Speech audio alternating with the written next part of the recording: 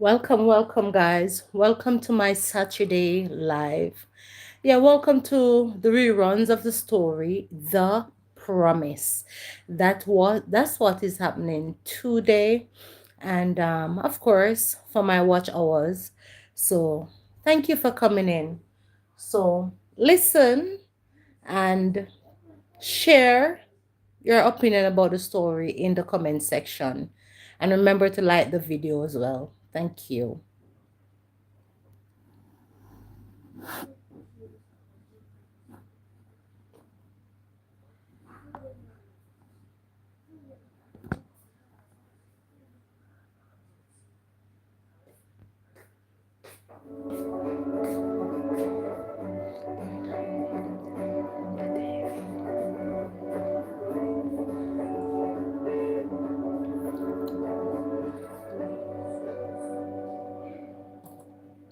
Hey guys, welcome to my channel, Simply Michelle. And if you're here for the first time, I have been reading a story called The Promise, written by moi, of course. And to all our returning subscribers, welcome. And to those who have just subscribed, welcome to the Simply Michelle family. So without itching, let's get right into the story.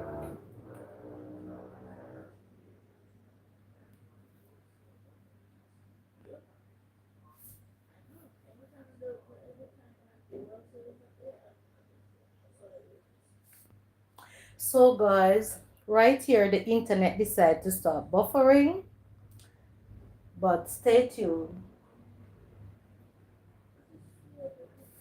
And it's back. Hey my love, I didn't expect to see you here so early. This is a pleasant surprise, expressed Ben. I had something to deal with, hence I decided to say hello. Before class, of course. I hope I'm not interrupting you, said Tessa as Ben leaned in to kiss her. No such thing. The others had not left here long ago. They just stepped out to get some supplies for our project we're working on. Actually, I'm glad to see you. I was just thinking about you before you walked in, said Ben, pulling her tighter in his arms, necking her. Ben, what if someone walks in? So what? You're my wife. Plus, I can't help it. You are so darn gorgeous. How did I get to be so lucky? He said, still necking and rubbing on her as she turns and giggled in his hold. I like the sound of that, muttered Tessa. Sam cleared his throat while walking into the lab.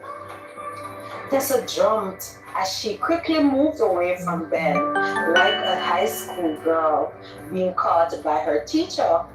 Hi, Sam, she barely muttered, feeling slightly conscious.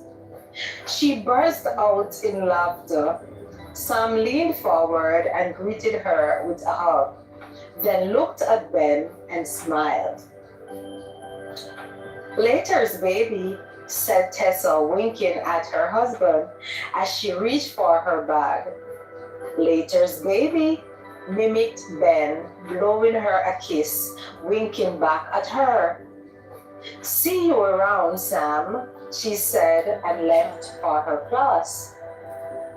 So, where is the... Morning, Kay, morning. No. Yeah, good morning. Interrupted Sam.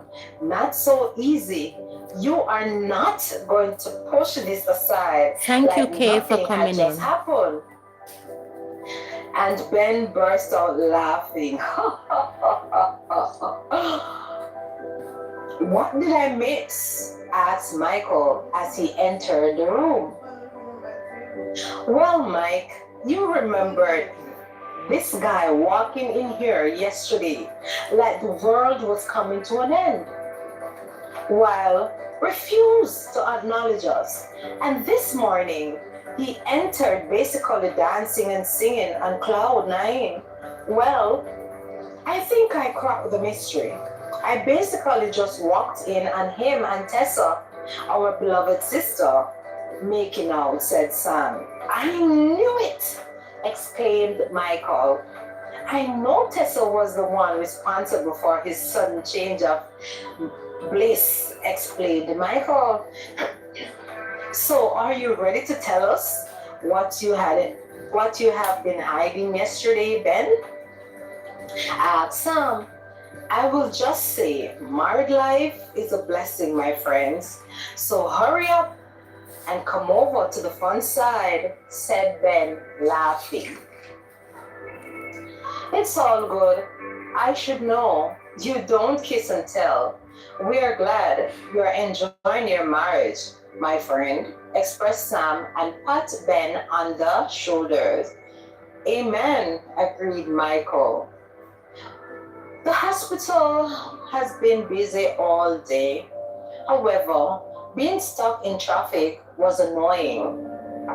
Nevertheless, Ben found that after a long and hard day, he looked forward going home to his wife.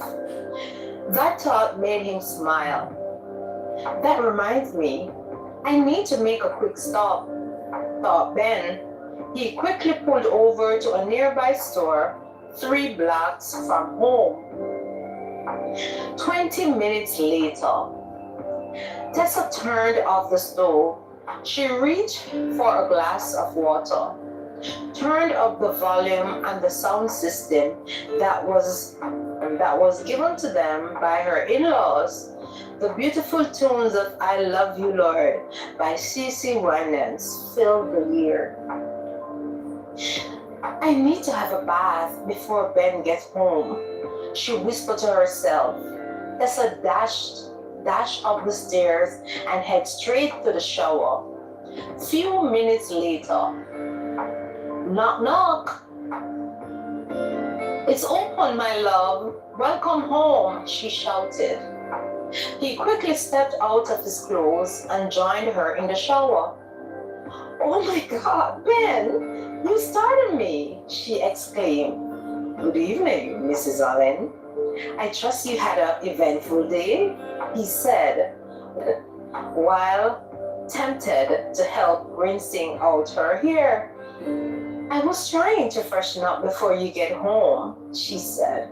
Are you hungry? She further asked.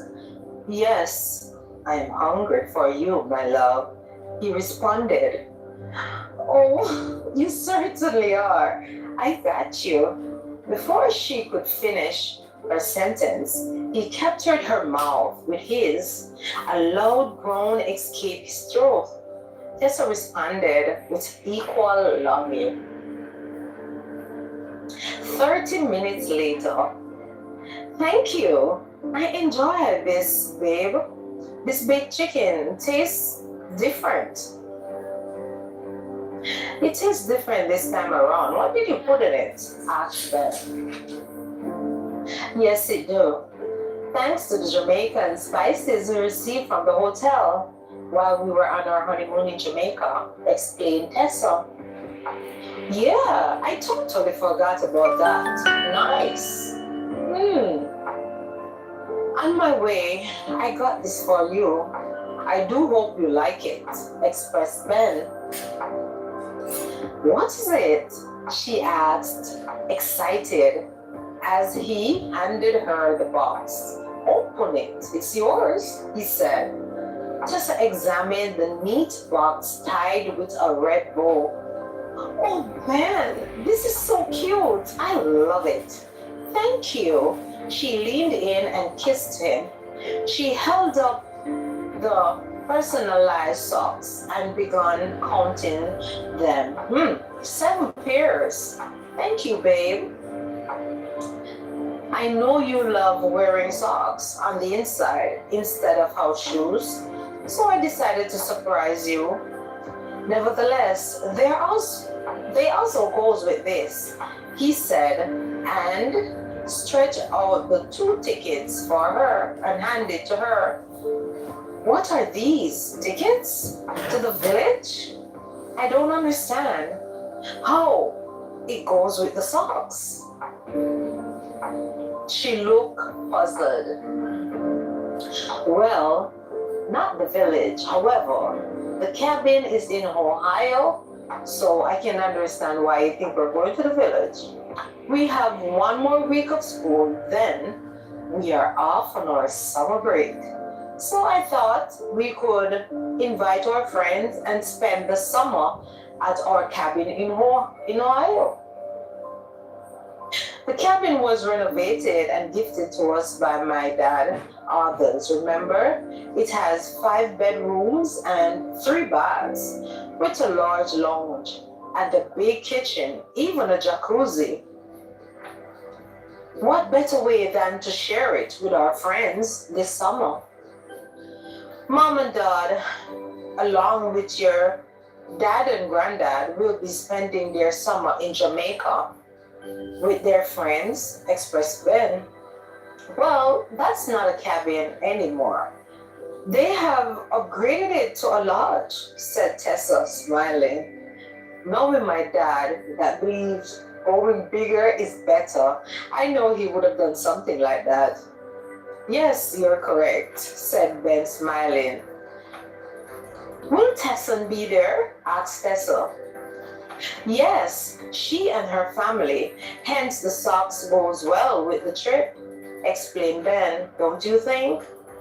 Yes, they sure do. Thanks again, my love. You're welcome, answered Ben. What about your research? Did you and Greg and the others completed it? He asked.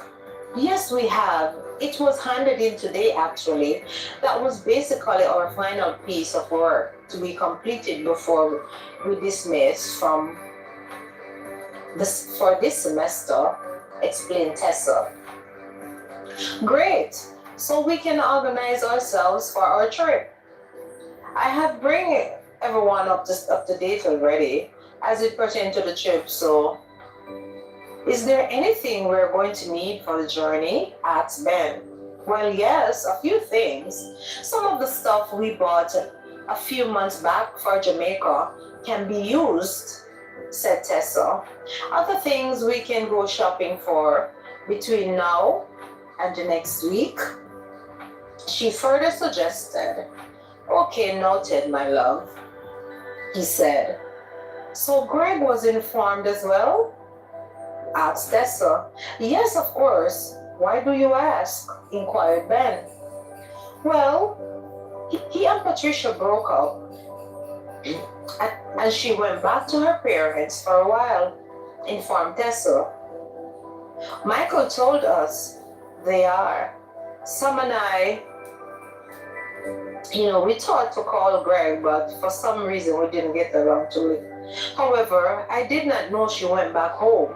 I thought they were doing well, said Ben. Tessa paused for a minute from wiping down the counter and looked over at Ben. Well, that's strange. I thought she would have at least informed you. Well, they were having a little misunderstanding. I guess one of the things that have caused their breakup. Nevertheless, I thought they had worked it out, but I guess they didn't, said Tessa. Misunderstanding about what? Were they arguing about something? Asked Ben. Well, according to Greg, she wanted more than he was ready to give. He wanted to wait until after university to commit to her, but she wanted a commitment right away. And I guess they were having irreconcilable differences, expressed Tessa. It's a reasonable request on both sides. Nevertheless, the two must agree for it to work. I guess they made the right decision under the circumstances, said Ben. So Patricia didn't call you? Asked Tessa. Nope, she didn't. It's an even better reason as to why he needed to get away for the summer. What are we talking about? Come on, Tess, focus. We're talking about Greg, aren't we? Oh, yes, I agree. Few minutes later, both Ben and Tessa cuddled up cuddled in the coach, chatting away. Tessa loved the way he actually listened to what she had to say, especially the way he looked straight at her whenever she's speaking. She loves his honesty and humor. This is yours? This is yours. She handed him a box. He gently took out a small drawstring pink chiffon bag with something barely visible. He looked at her, questionable. Are you sure this is mine? Yes, it is. Oh, it's an IUD, he repeated, looking into her eyes. Yes, it is. I removed it this morning. He stood briskly to his feet, looking quizzical but excited. But how? And why? I thought you still wanted it, or to wait a while, he asked. After I spoke with you, I made up my mind to have it removed. Plus, it is the right thing to do. I went in early to get it done, also to surprise you. It's indeed a pleasant surprise. However, just know, either way, I was willing to wait until you're ready to remove it. I know, my love. I think that is why I had it, removed. It motivates me. Thank you for being patient, said Tessa. Ben scooped her up in his arms. It's becoming his favorite thing to do. He spun her around and kissed her. I love you, he whispered in her ears. Took her hand and placed it over his heart. You see what you have done to me? My heart is beating like a drum. Just holding you close drives me insane, expressed Ben. You are too kind, Mr. Allen. You sure know how to melt a woman's heart, said Tessa, blushing. I will have you know, I have never felt this way for anyone else, Mrs. Allen. Therefore, I am not and have never been in the habit of complimenting any other woman. And besides, I am serious about you turning me insane.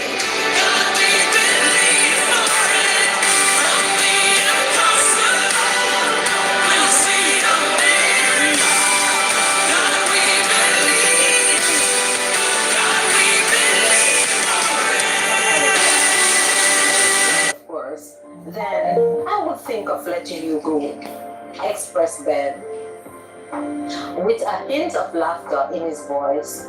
Tessa wiggled and turned in his embrace, cracking up with laughter, while sweet tunes of Love Doesn't Ask Why beating out in the atmosphere. Hold on, said Tessa. That's my phone ringing, she said, reaching for herself, not remembering she had changed her ringtone. When did you change your ringtone? Nice song, by the way, said Ben. Thank you. Actually, yesterday, I am slightly ashamed that I didn't even realize it was ringing, she responded. Hello? Hi, Mom. How are you and Uncle doing? Good evening, my dear girl. He's doing great. He sent his love. How are you and my son doing? Asked Mrs. Jones.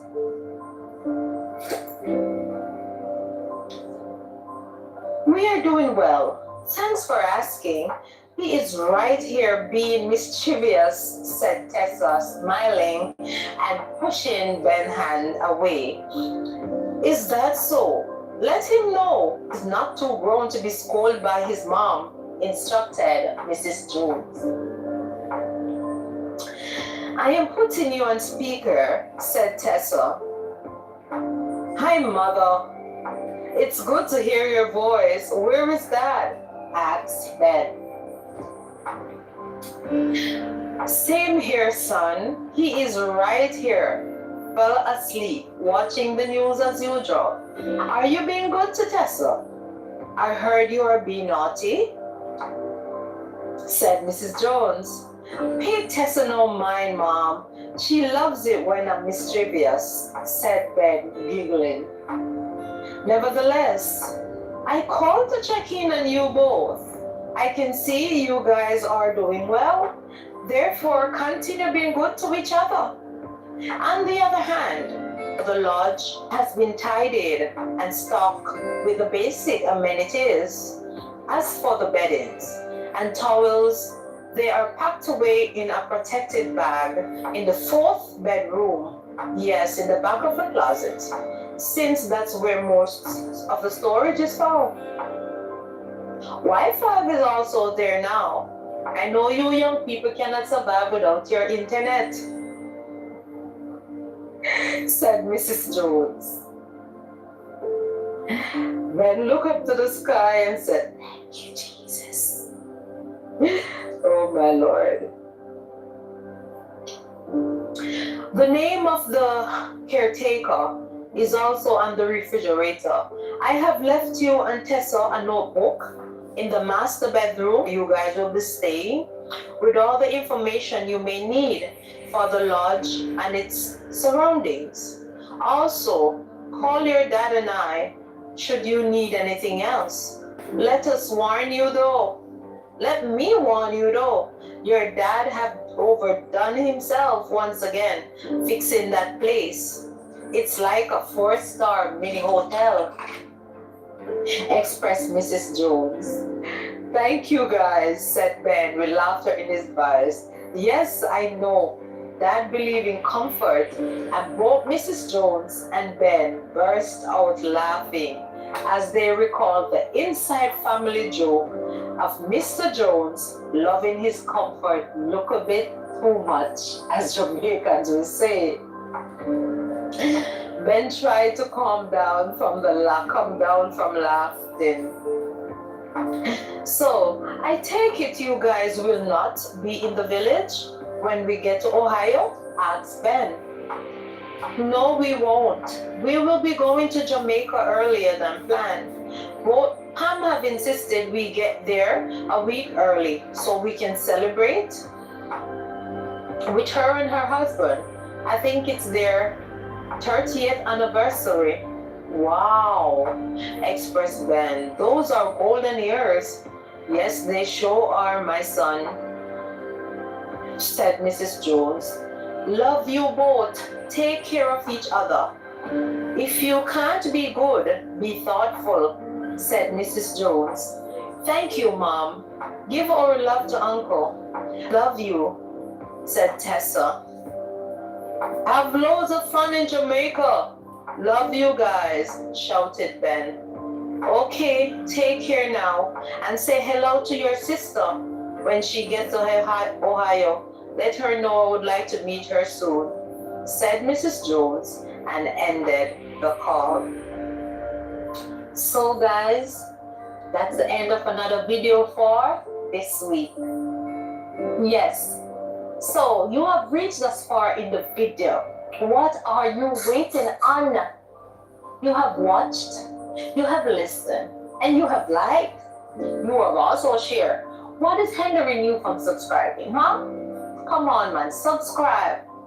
And continue to like, share. And what? Become a part of the Simple Michelle family. And like I always say, Philippians 4 verse 13, I can do all things through Christ which strengtheneth me. So whatsoever you find to do today, do it to the best of your ability. Bye-bye.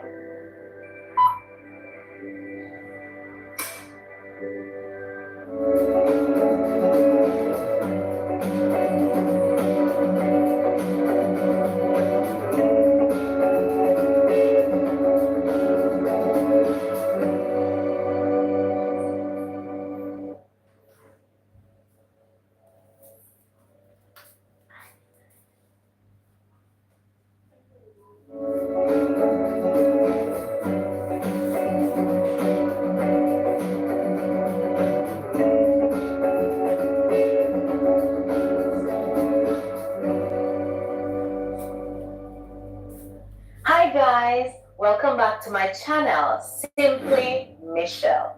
Happy to have you. And I have been reading the story called The Promise, written by moi, of course.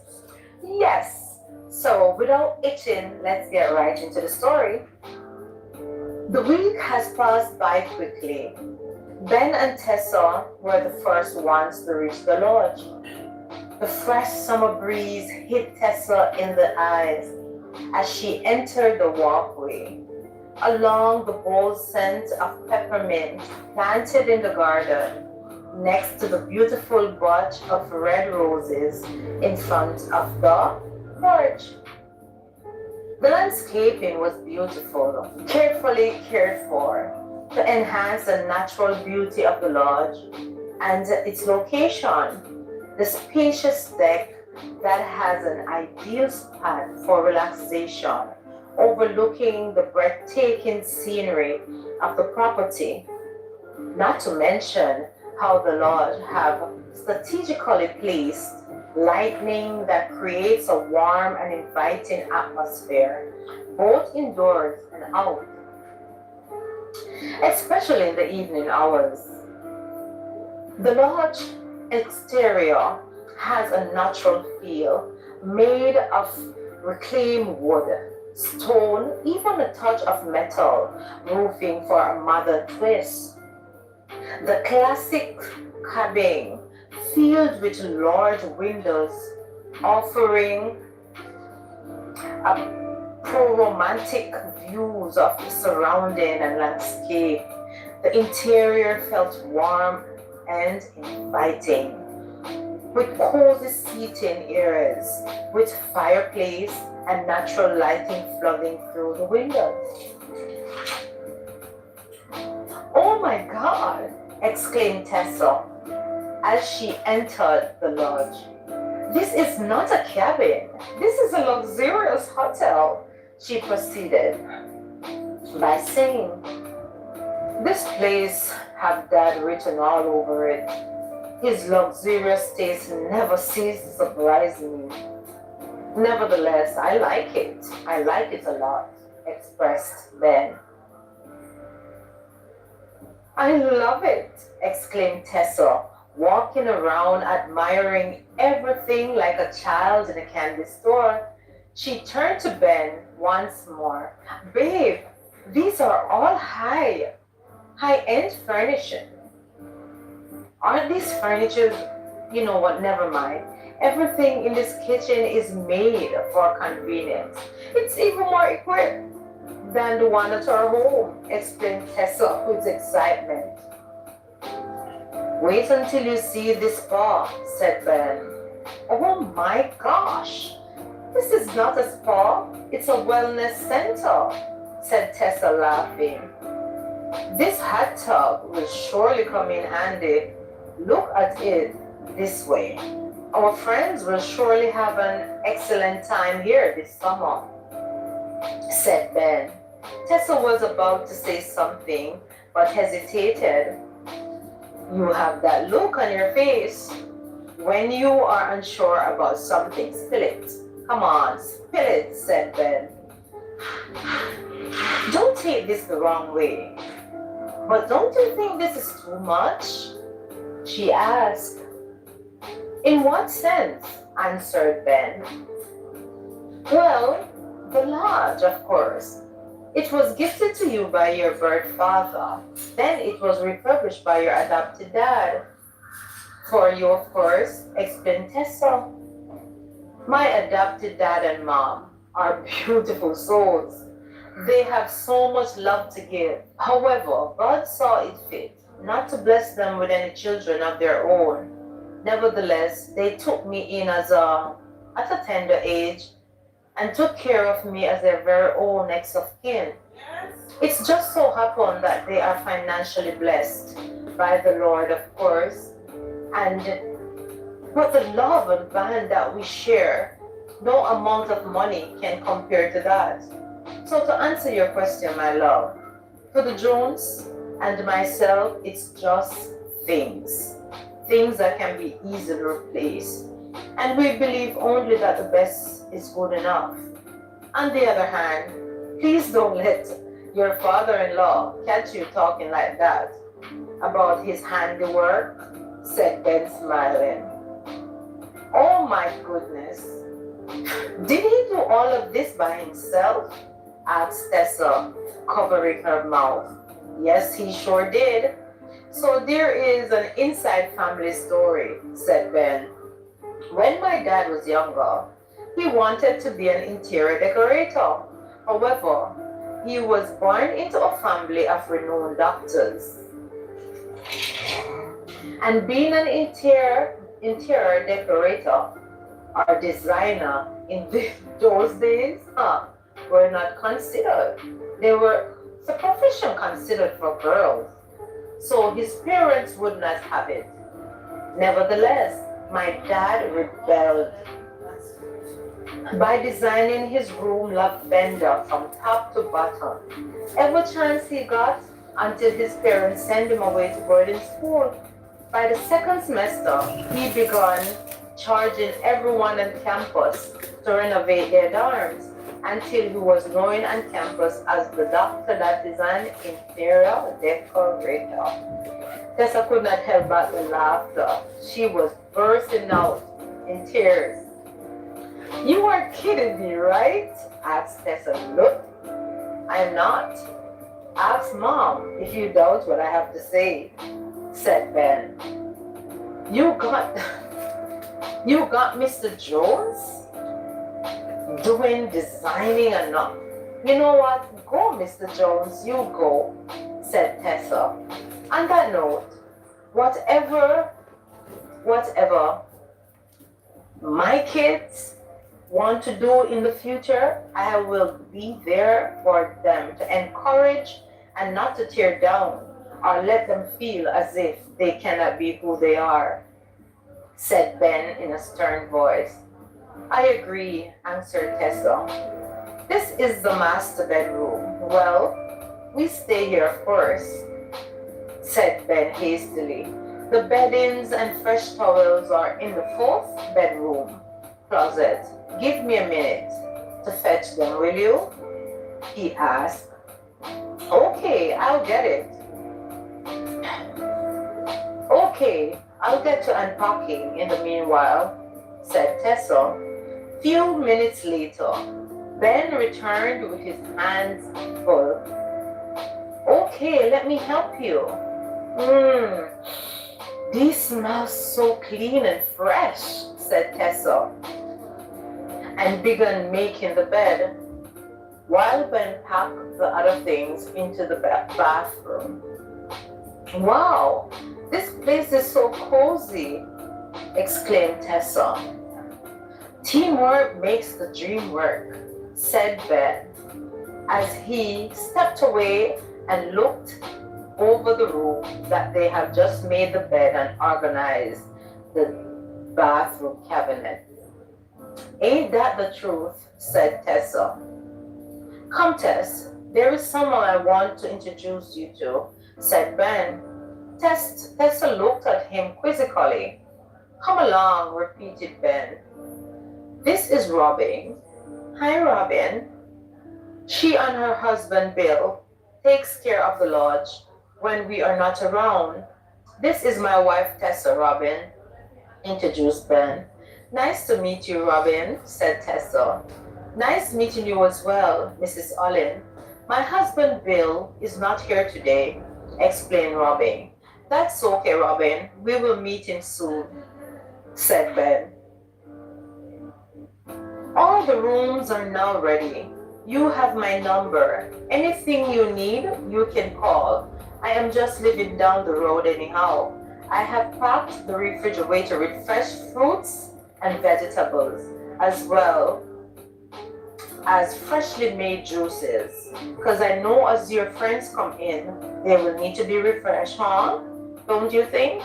Yes, Robin, thank you. Mrs. Jones orders, by the way, she explained further. And Ben chuckled. Thank you, Robin. I expect nothing less from my mom. She's always overthinking, expressed Ben. You're welcome, ma'am. answered Robin. And sir, of course. Then she left. Tessa rushed off to the kitchen where he found Ben having a cold glass of freshly made mango juice. So you rush ahead of me, I see, Mr. Allen. Sorry, my love. I was so thirsty after hearing about those freshly made juice. I have to get out of the way to refresh myself. That's all right. Care for a glass of mango juice? Or would you prefer your carrot juice, of course? Asked Ben. I do love my carrot juice. However, I would love a glass of the mango, said Tessa, smiling and acting as if she's having a hard time choosing. No problem, my love, responded Ben. Hello? Hello? Anyone home? Cried Sam and Michael. Sounds like the fellows are here, said Ben and handed Tessa the glass of juice. Hey guys, welcome, welcome, come on in. Wow, nice place, exclaimed Sam. Hey man, I love the look of this place. Yes man, you have outdone yourself, said Michael and Brad. Thank you guys. However, I would love to take the credit, but this is all my dad's doing.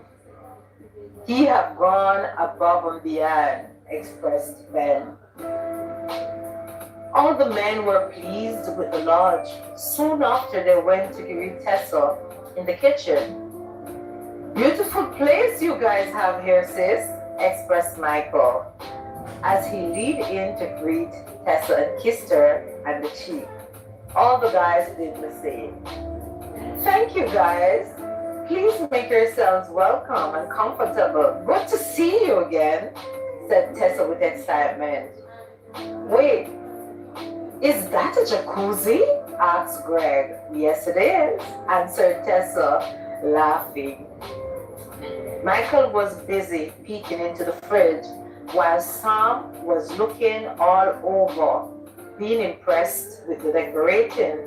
All right, fellas, come on, let me give you a quick tour, said Ben. Where are the sanitary plates? That's what we're using while we're here, right?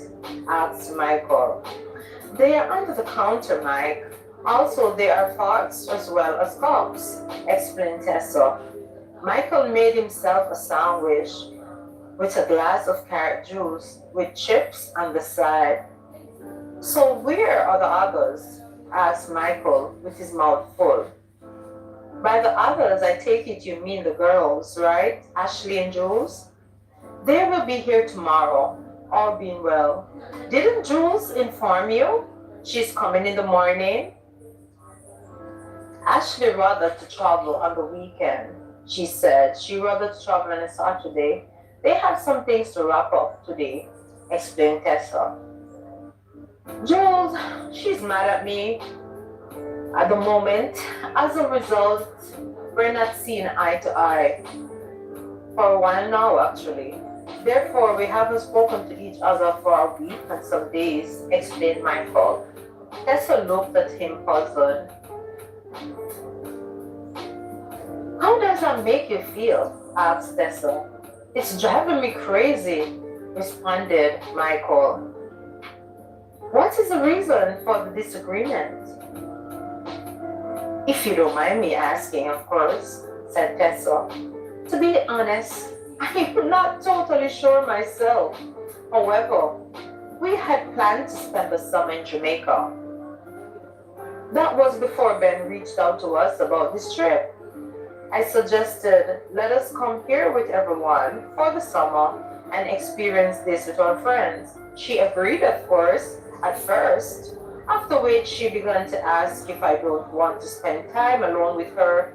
So I tried reassuring her I do. Nevertheless, she felt I was not being honest overall. I think the long distance between us is a problem. Therefore, I plan to make use of this time we have together explained Michael, not wanting to get into any more detail. It will work itself out. She just missed you, said Tessa, and patted Michael on the shoulder. Laughed Ben as they burst around the hallway. So, babe, the guys and I are thinking, while we wait on the others to come on in. Well, after we freshen up, of course, Greg, Sam, and I will make appetizers and drinks for everyone. Then by 8 p.m. around that time, we will meet back here by the fire. Well, not here, but in the living room by the fireplace and catch up on our lives, suggested Ben. No problem, answered Tessa across the room. No problem about what? Asked Ashley as she entered the hallway. Everyone sprang around immediately. Oh my God, Ashley, you told me you guys would get in tomorrow, shouted Tessa, rushing over to hug her best friend. I am so happy you're finally here. I'm so glad to see you, she said, and hugged her tightly. Where is? Tessa could not finish her sentence before suddenly interrupted by Julie shouting, Friends, she said, trying to be all funny. There she is, said Tessa, taking Julie into her arms and squeezed her tightly. Oh my Lord, Tess, you're squeezing the daylight out of me, exclaimed Julie, trying to get away. I'm so happy to see you, muttered Tessa. I miss you as well, said Julie with a smile. How have you been? Asked Tessa. I have been better, whispered Julie, and looked over at Michael, looking like someone had stolen his chicken leg. Be gentle with him, whispered Tessa in Julie's ears, and she looked at Tessa with a warm smile and warm eyes. Hey guys, good to see you all once again, said Ashley as she greeted Ben and the others. Julie followed by doing the same. Ashley pulled Sam aside, looking into his eyes with a deep longing. I don't know how much more of this God-forsaken distance between us I can take, she whispered. He pulled her into his arms and kissed her speechless. Soon after, Ashley staggered from his embrace. I have been waiting to do that for months. Yes, I heard you loud and clear. Therefore, something will have to give. I can't stay away from you any longer either, Ashley, said Sam, staring into her soul, with eyes slightly pleading, with a longing so deep it couldn't be expressed with words. Nevertheless, he held her gaze with such unspoken passion until she reciprocated. Her eyes held a quiet desperation, a longing that seemed to echo the silence between them, while his eyes held a silent plea, a desperate longing to return to her. Interrupted Ben, clearing his throat, and suddenly Ashley looked away from Sam. Hey, you two lovebirds, some refreshments are on the table for you both. You must be hungry. The others are gone to freshen up, after which we'll all gather in the family room around the fire, said Ben. We're going to have a game. Just to lighten up the mood as we settle in. Thank you, man, said Sam. You're welcome, my friend. Ash, you are sharing a room with your sister and also Kimberly, my niece, when she gets here. And Sam and Michael, also Greg, and my nephew John. When they get here, of course, we'll share in the same room. There are 2 beds to each room, so you guys should be comfortable. Apart from the master, of course, my wife and I will share that. Joseph and my sister Tesson will share the 4th bedroom.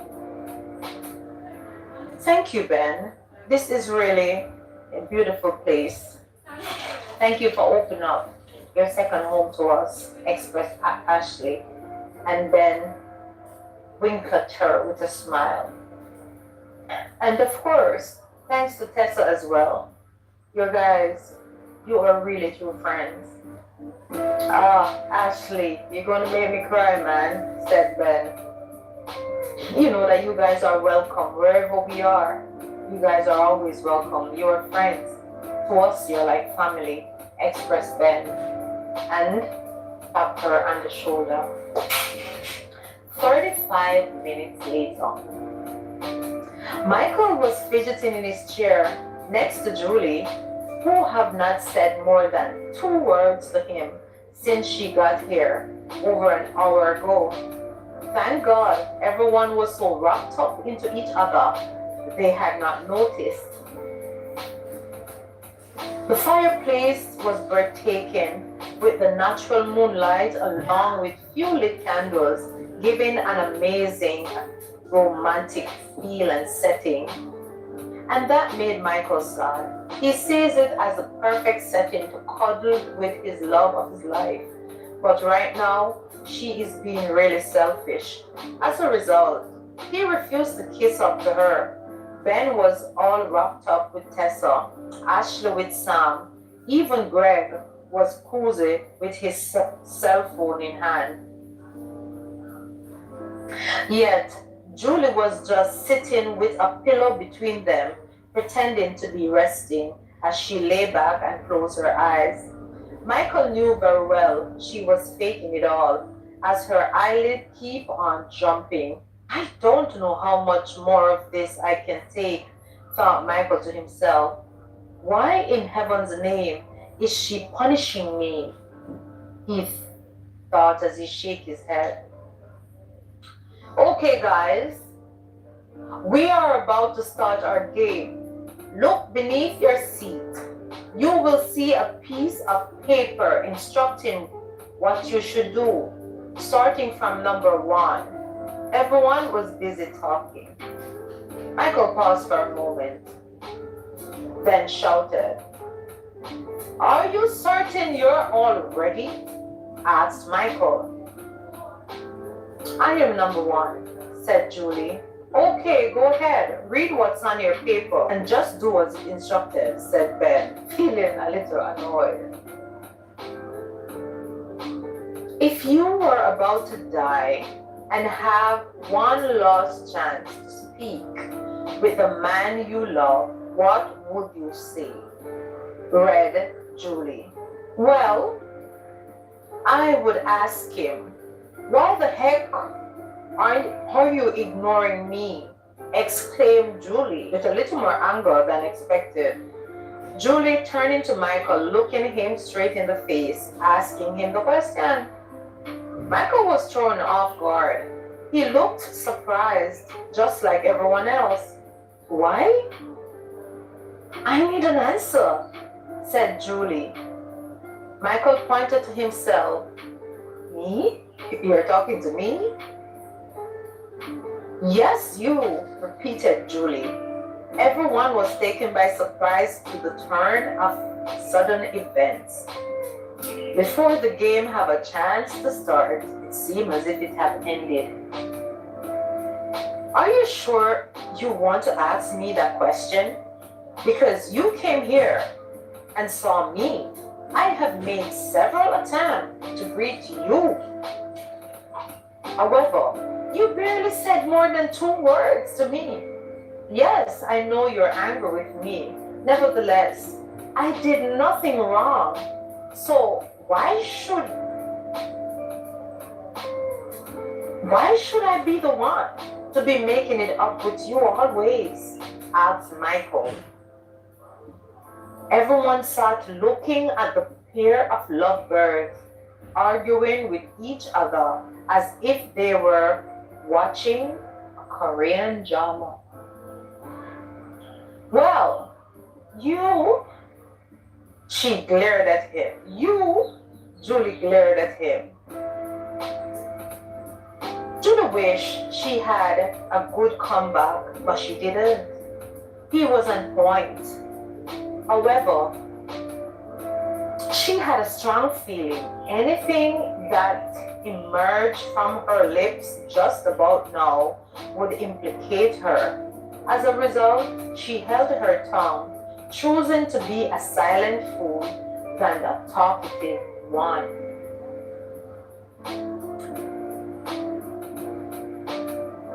She looked at Michael, looked at her sister, looked at everyone watching them like a movie, and looked away, shook her head, folded her lips.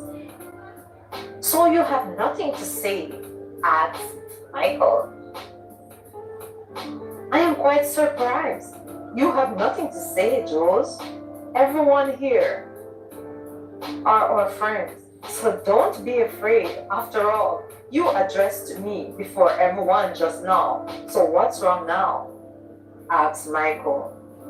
You have made your point. Congratulations. And the prize goes to Michael. Are you happy? Asked Julie, turning on her heel to leave the room. Michael quickly held on to her arm, steadied her, and scooped her up in his arms, turned around to his friends and yelled, the show is over. You all can go back to your games. We will be fine. I have to deal with this woman. Everyone began clapping and cheering as Michael left the room with Julie kicking and quarreling in his arms. Poor Michael. That sister of mine is a piece of work, expressed Ashley. Well, they suit each other because Michael is no walk in the park, laughed Sam. He do get his match. He did get the perfect match, said Ben. They just love each other. However, the long distance relationship is giving them the test of time, expressed Tessa. Tell me about it. It's no joke, as we would say back home in Jamaica. It's definitely not a walk in the park, said Ashley in her Jamaican accent. Ben turned around and looked at them all. Do you know that we are all here having an opinion about our best friends while they are going through a difficult time? What kind of friend are we? Friends that know each other long enough to know when to close our mouth, when to watch the show, and when to encourage and pick up the pieces. Without friends, said Ashley as she stormed off to the kitchen. Wait up for me, Ash, I'm coming. So what about the game we're about to play? Yelled Belle. What about the game we're about to play? Yelled Ben. I'm over this game, said Sam and Ashley. We're going to change and get in the hot tub and let that jacuzzi soothe away all this stress, expressed Ashley. Okay, my love, I guess that leaves us both. Do you want to watch a movie? Asked Ben. So guys, this is where we will stop for today. Yes, you have reached thus far in the story. What is hindering you from subscribing? Come on, you know you like it. You know you like what's been happening in this here, The Promise. So, and you over there, do the right thing, man. Yeah, yes, your thumbs it out. Share it out to them. Share it out to your friends and your friends and your friends and your friends. And let us grow this channel and reach to 1,000 subscribers. Yes, and me to a watch hour. And to all my returning friends, God bless you, bless you, bless you. Bless you all. Love you all so much. You have been there from the beginning. You have been supporting, and you have been a true Simply Michelle supporter. Love and appreciate you all. And of course, the people in Bushes, you are welcome too. You're part of the family too, you know. But you need to step out and just do the right thing. Full support around here. You know, and as I always say, Philippians 4 verse 13. I can do all things through Christ, which strengtheneth me. So whatsoever you find to do today, do it to the best of your ability. Bye bye.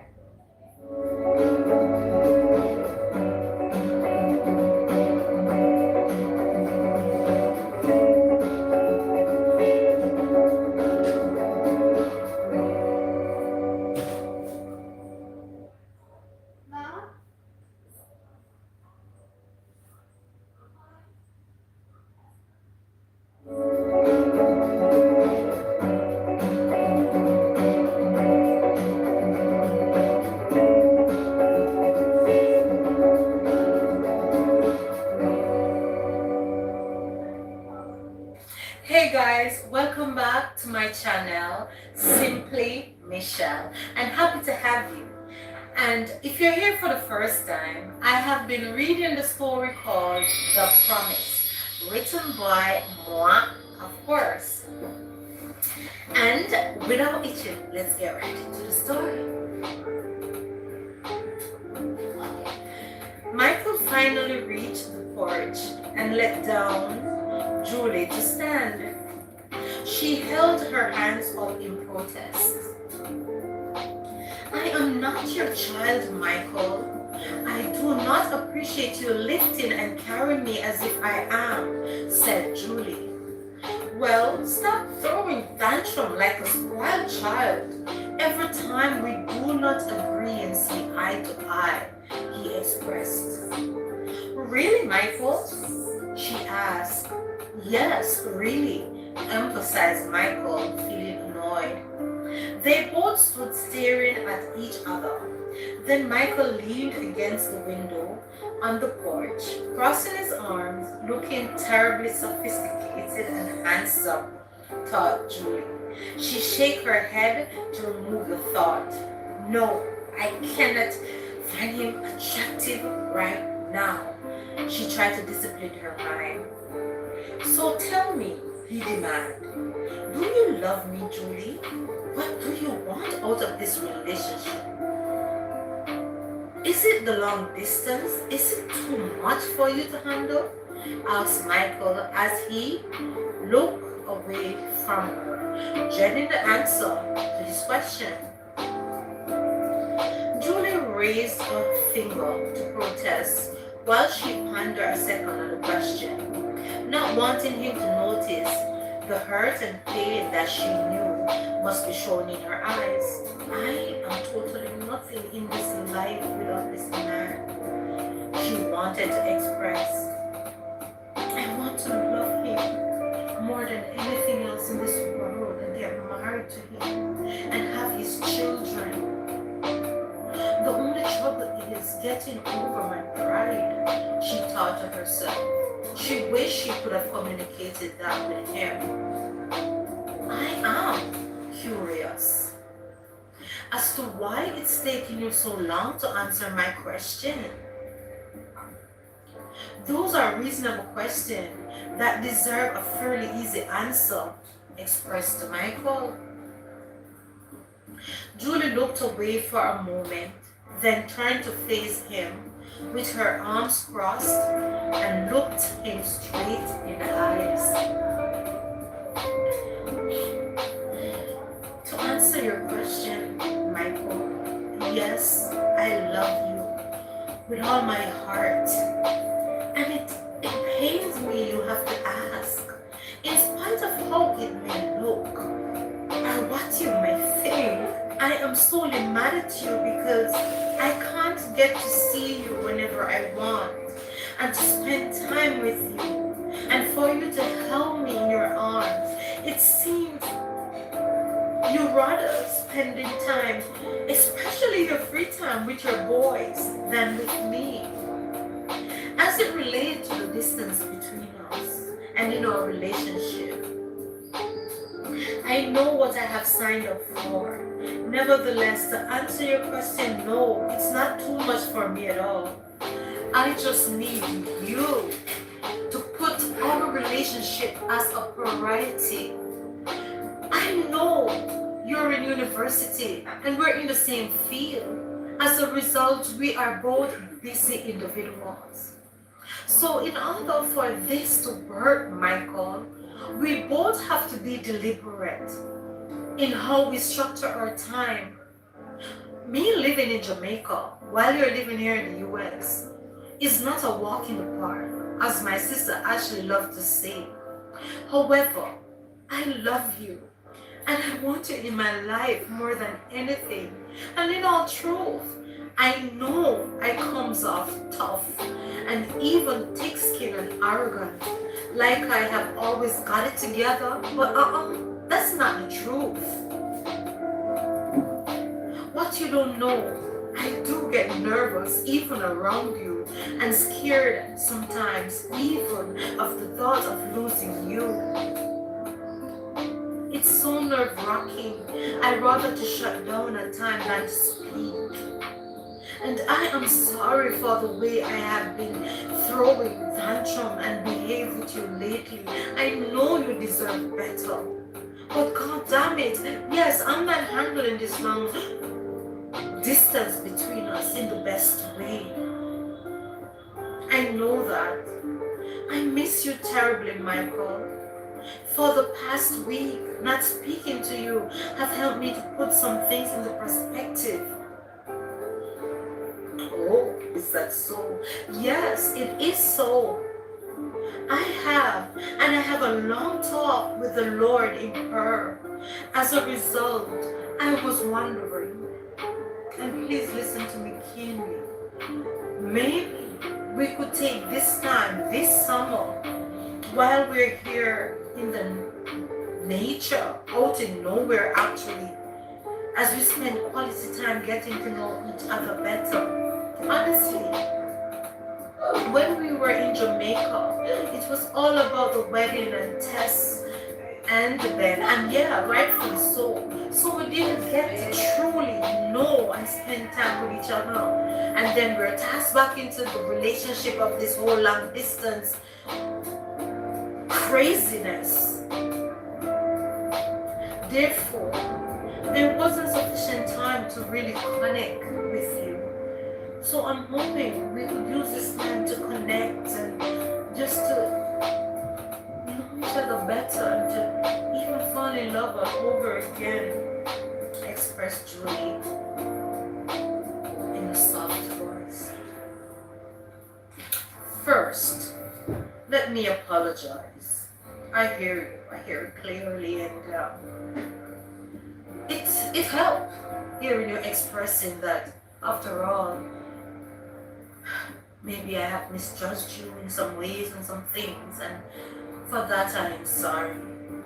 For not even trying harder to reach you, or even to put my pride aside earlier and greeted you instead of being offended that you didn't even acknowledge me or greeted me properly when you entered. And I am sorry. Yes, I would love for us to start afresh. Also get to know each other better, as you said. Truth be told, I could lower his voice, even though there wasn't anyone else close by to hear them. I understand all the built-up tension and frustration because I do feel the same way. And it all stems from missing you so much. And as you said, me not making time for you, Tessa, I don't see it that way, but I hear you. And I plan to do some things differently. Not being able to see you, even to talk face to face, and even to touch you, it drives me crazy. And I have to. come to realize that I'm a mess without you, Julie. I've also come to realize I'm no longer in the position to live without you. So I guess you are stuck with me. And as a result, there are things that we really need to talk about also pertaining to our future and plans to put in place. Because this long distance is driving me crazy. And I miss you, baby girl. He said in a low, soft tone. And Julie chuckled. Are you laughing at me? Happy I can make you smile, said Michael. I see you have jokes, said Julie. And she could not stop smiling. Michael took her by the hand and hugged her. I love you, my hot-tempered, straightforward Jamaican girl. Promise me you won't quit on me again, whispered Michael. Julie hugged him tighter at the sound of his request, then replied, I love you, my sweet American boy. Michael could not resist. He had to touch her. He touched her face as he used his fingers to caress her chin, lifting up her face to the moonlight and kissed her passionately. After a long, awkward silence that filled the space in a matter of seconds, Michael cleared his throat and asked, do you wish to sit in the garden with me? The moonlight here is priceless and breathtaking. Yes, of course. I would like that, answered Julie. The moon and the stars seems to shine even brighter here in the countryside. Don't you think? Don't you think? The stars are looking a whole lot more closely stuck together, even, said Julie, admiring the sky. Yes, now that I think about it. There is less light here in the countryside than in the city. As a result, the moonlight looks super magical here, as expressed Michael, as he asked, are you feeling cold? You look a bit chilly. And he placed his arms around her shoulders, pulling her closer to his side. They both felt comfortable. The old wooden bench in the garden was comfortable, thought Julie. Or maybe because she was sitting beside the love of her life that she wanted to be married to soon, made her so overjoyed that everything felt so perfect all of a sudden. Nevertheless, the bright moonlight over the picture-perfect lit-up lodge looks breathtaking, like a beautiful, memorable scene out of a romantic movie, with the finishing touch of a gorgeous couple finally finding their equilibrium with each other's arms. 10 minutes later. I wonder how Michael and Jules are doing, expressed Tessa. Yeah, I wonder where they went. However, I know they're alright. Michael is really a sweet and a great guy.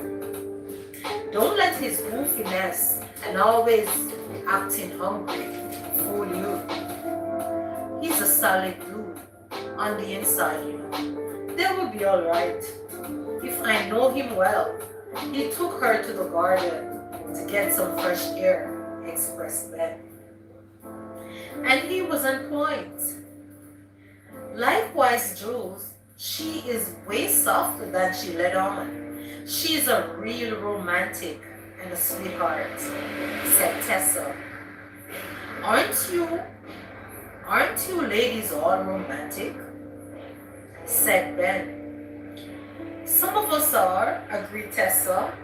And don't get it twisted. Some of you men are as well, because I know you are. I'm proud of it, said Ben. Enough of our friends, though.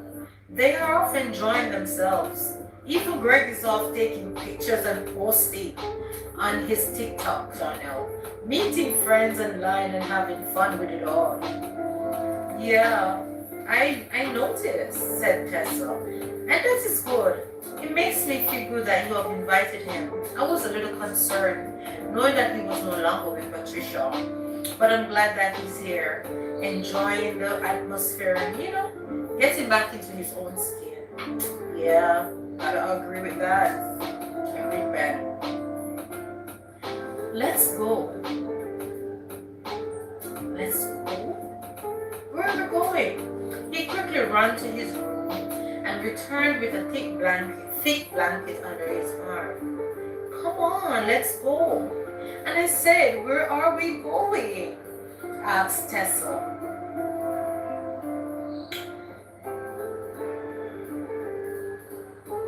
He took her by her hand and helped her to her feet. You have not answered my question. Don't worry. I sent a text to our friends letting them know we have stepped out for some fresh air, answered Ben.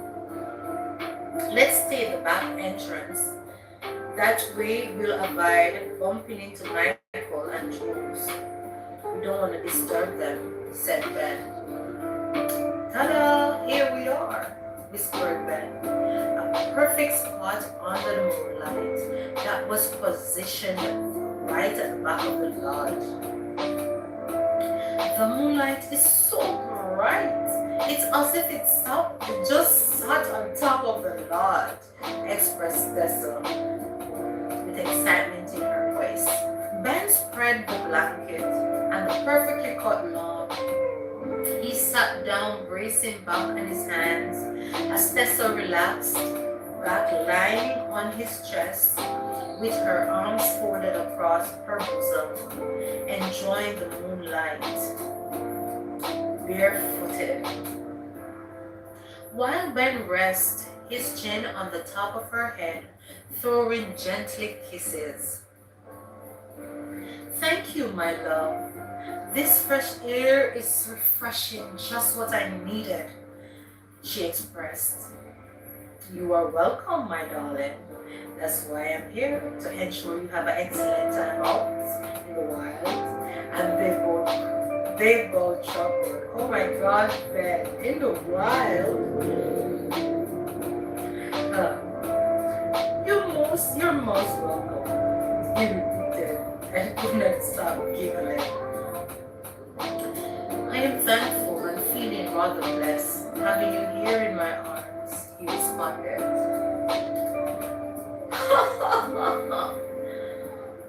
Both Ben and Tessa turned and looked at each other. Did you hear that? Asked Tessa. Yes, I heard it. It surely is Jules and Michael having the time of their life. I'm happy to hear that they're doing well and they're made up with each other. I told you they would be fine, said Ben. I am just glad they went it out, said Tessa. Have you heard from Tessa and her family? Nope, not as yet. Tomorrow is actually in the next couple of hours they'll be here. And they'll be here. I haven't heard anything else since we left the city. Baby. Yes, my love, answered Ben, with his eyes still closed. How come you have not talked about your late aunt? You spoke about your parents, but you never spoke about her, asked Tessa. A small smile puckered at the side of Ben's mouth as he sat up, facing his wife. No reason. There is not much to tell. I was so young back then when they all died. Both her and my parents. My aunt was a proud woman. She loved her family. Though she had a strange way of showing affection, she meant well. I have made her a promise years ago. and I intended keeping it, expressed Ben. So what was that promise? She asked. That I would make something of myself and not to die poor in the village like my parents and herself did, explained Ben. Wow. Well, she would be very proud of the man you have become, expressed Tessa. She would love you. Had she gotten the chance to meet you, said Ben with a big smile on his face. And that made him teary-eyed. This is why I don't talk about my late parents and my aunt. It caused me to become a complete emotional wreck, he said. Tessa leaned in and hugged him and kissed him at the neck. It's going to be fine, my love. You have basically fulfilled your promise that you have made to your aunt. And I promise you, tonight under these beautiful stars and bright gorgeous moon, I will make you a happy father. Just you be prepared to have your quiver full when the time comes, God willing. Ben turned and looked at her. I love the sound of that, Mrs. Cullen. How about we get an early start and that right away, he whispered, as he rolled over and his wife tickling her.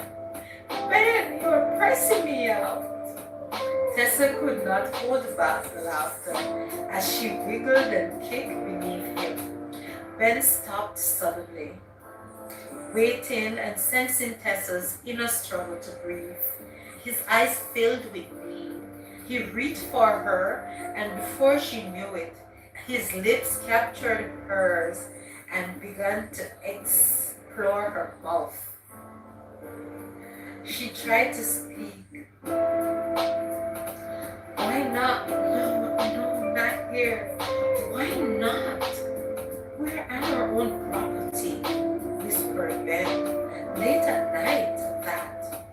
At the back of our lodge, said Ben, stating the obvious. Tessa quickly pushed her inner voice aside. She longed for her husband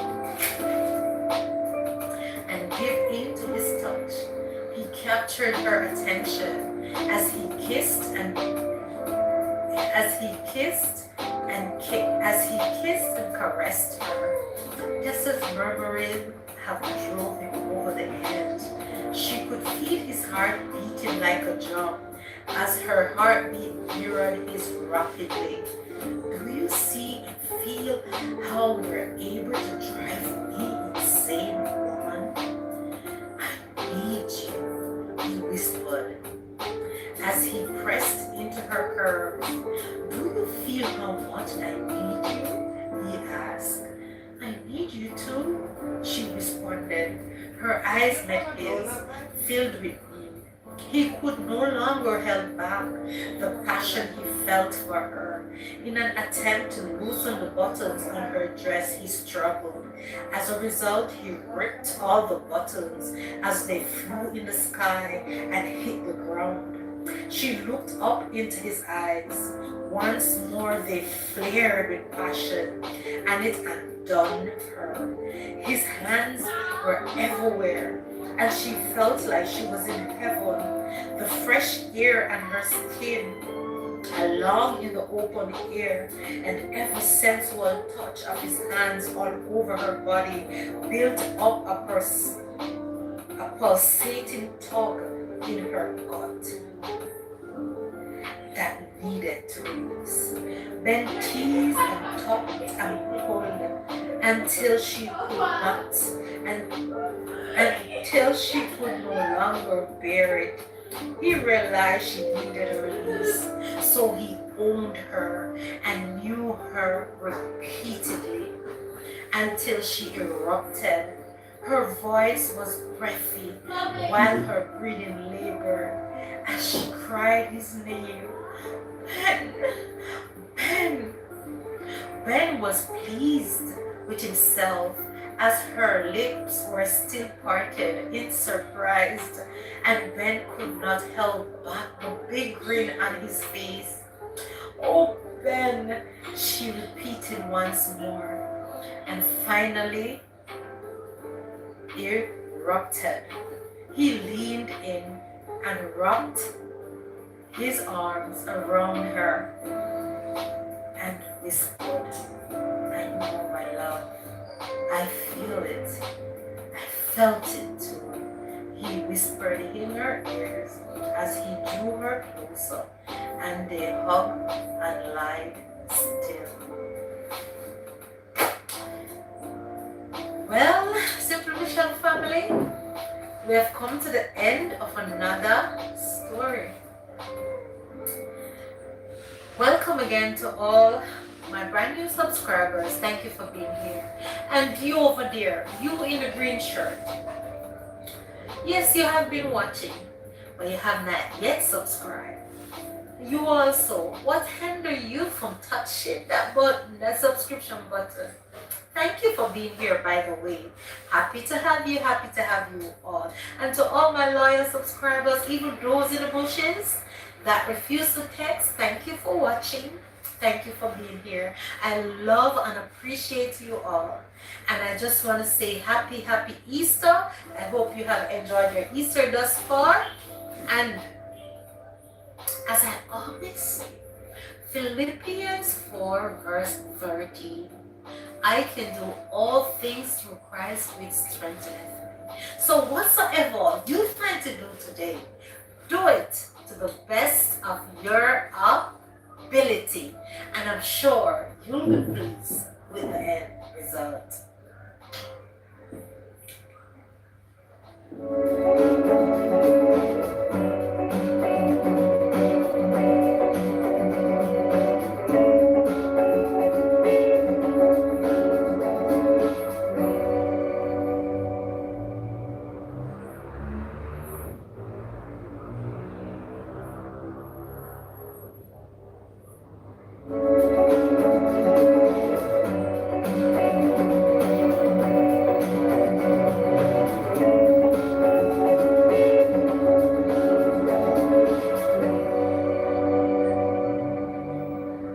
Hey guys, welcome back to my channel, Simply Michelle. And if you're here for the first time, happy to have you. And I have been reading the story called The Promise, written by moi, of course. So without itching, let's just give a recap of the story.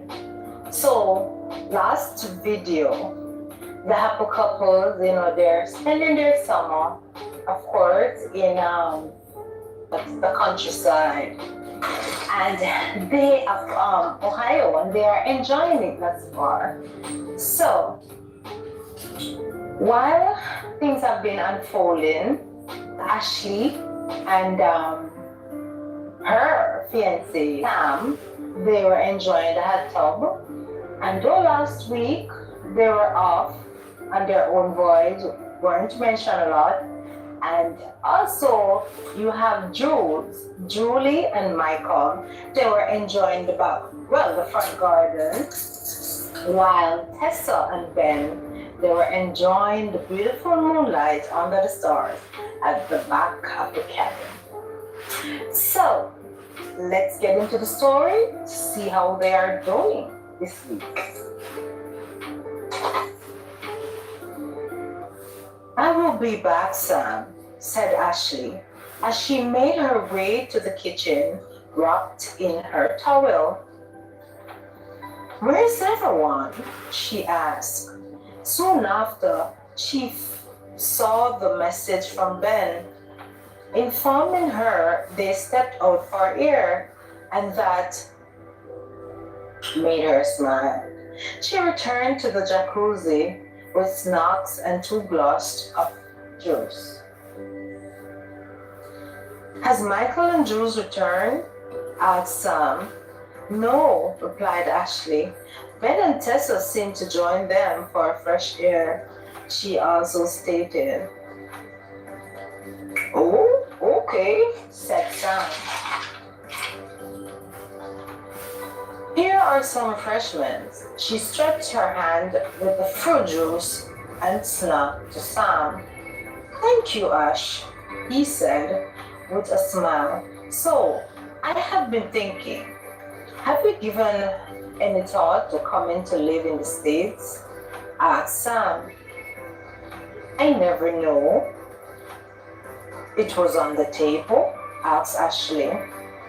My apology. Let me rephrase my statement.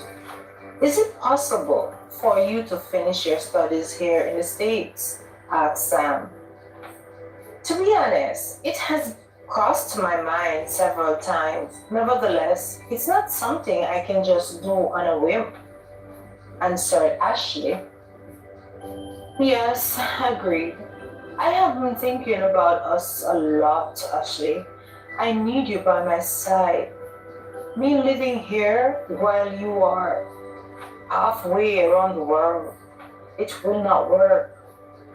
After appearing to struggle through some internal debate, Sam said it's time we talk about what we plan to do about the distance surrounding our relationship.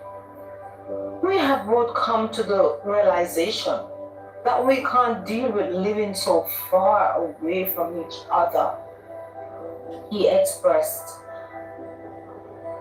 while Ashley took a long breath.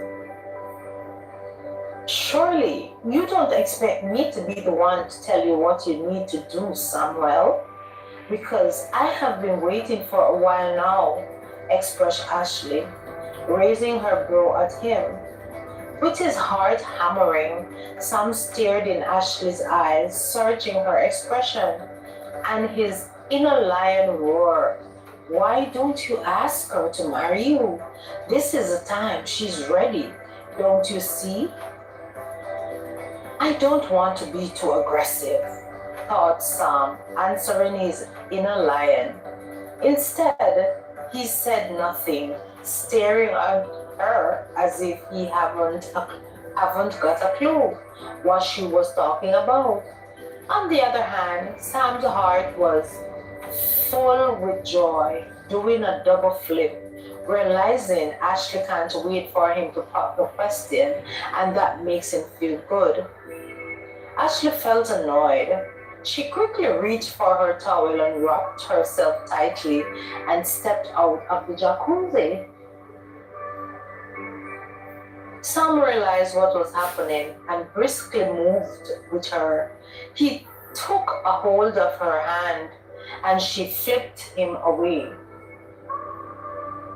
Well, at least I understand now. I am not special enough to you, Sam. You can't live without me, yet you don't have any intention of marrying me? Asked Ashley, with tears filled her eyes. She stormed off to her room. Hold on, Ash! You got it all wrong, he shouted. I am sorry, he muttered, feeling guilty. Effortlessly keeping up to her speed, I have a bad habit of not expressing myself properly. I have every intention of marrying you, my love. Please, give me a little more time. I promise it will worth the wait. How can you think that, or even doubt my sincere love for you, Ashley? Expressed Sam. I am a patient person, Samuel. However, I don't have time for games. This minute you're hot, on the other you seem to be cold. So as a result, I lost it. You already know how I'm feeling about you. So while there's nothing else on earth I'd rather be doing right now than being married to you, don't let me wait too long, expressed Ashley. Sam laughed at the sound of that and hugged her tightly. He closed his eyes and leaned her head on his shoulder. Ash, I love you. he could barely utter as she reared back, took his handsome face between her hands, her beautiful brown eyes shining like stars lighting up the sky.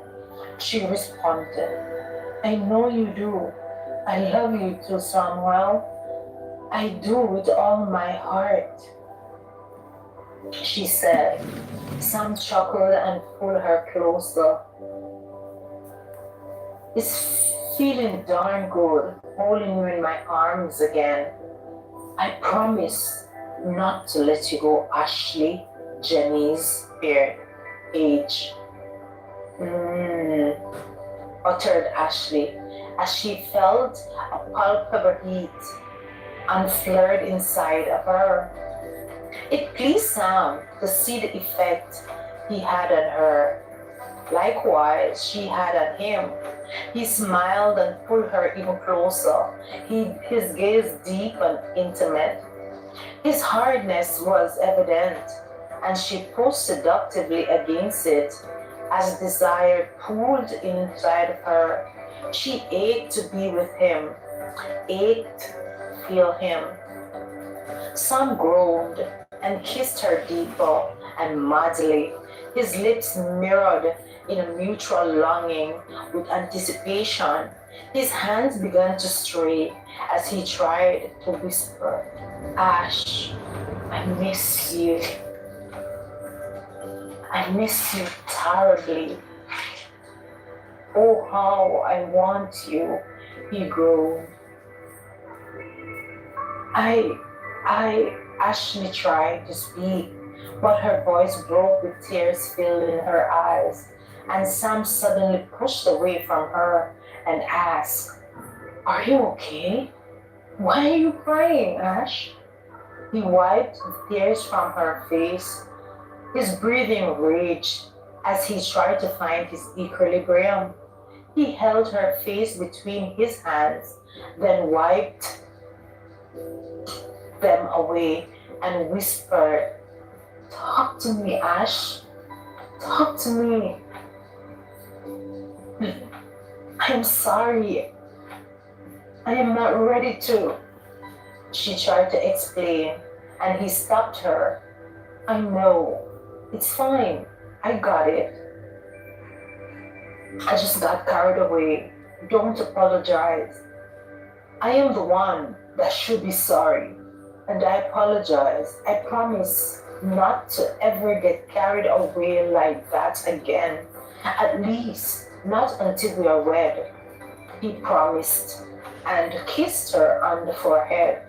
She opened her beautiful brown eyes and smiled at him. There it is. That's my beautiful smile that brightens up my day. Let's get freshened up for bed, he said. Okay, see you in the morning, said Ashley as they said their goodnight. 10 minutes later, ring, ring. Hey Ash, what's up? Said Tessa, answering her phone. Just letting you guys know I'm retiring to bed. Okay, Ashley, is everything okay? Is everything okay? Otherwise, your voice sounds low, asked Tessa. Yes, I'm fine. We are fine. Sam is off to rest, so I decided to turn in early myself. All right. See you guys in the morning, answered Tessa. It's getting late, my love. I think we should turn in as well, said Ben. I am feeling awfully tired myself, agreed Tessa. Ben gave her a hand and pulled her to her feet. He folded the blanket and they left for the lodge. Hey, hi guys, greeted Julie and Michael as they ran into each other, entering the lodge. We take it you guys are fine, asked Ben.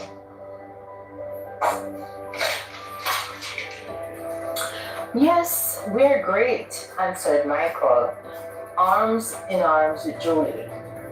See you guys in the morning, whispered Julie. Tessa and Ben nodded. Ding!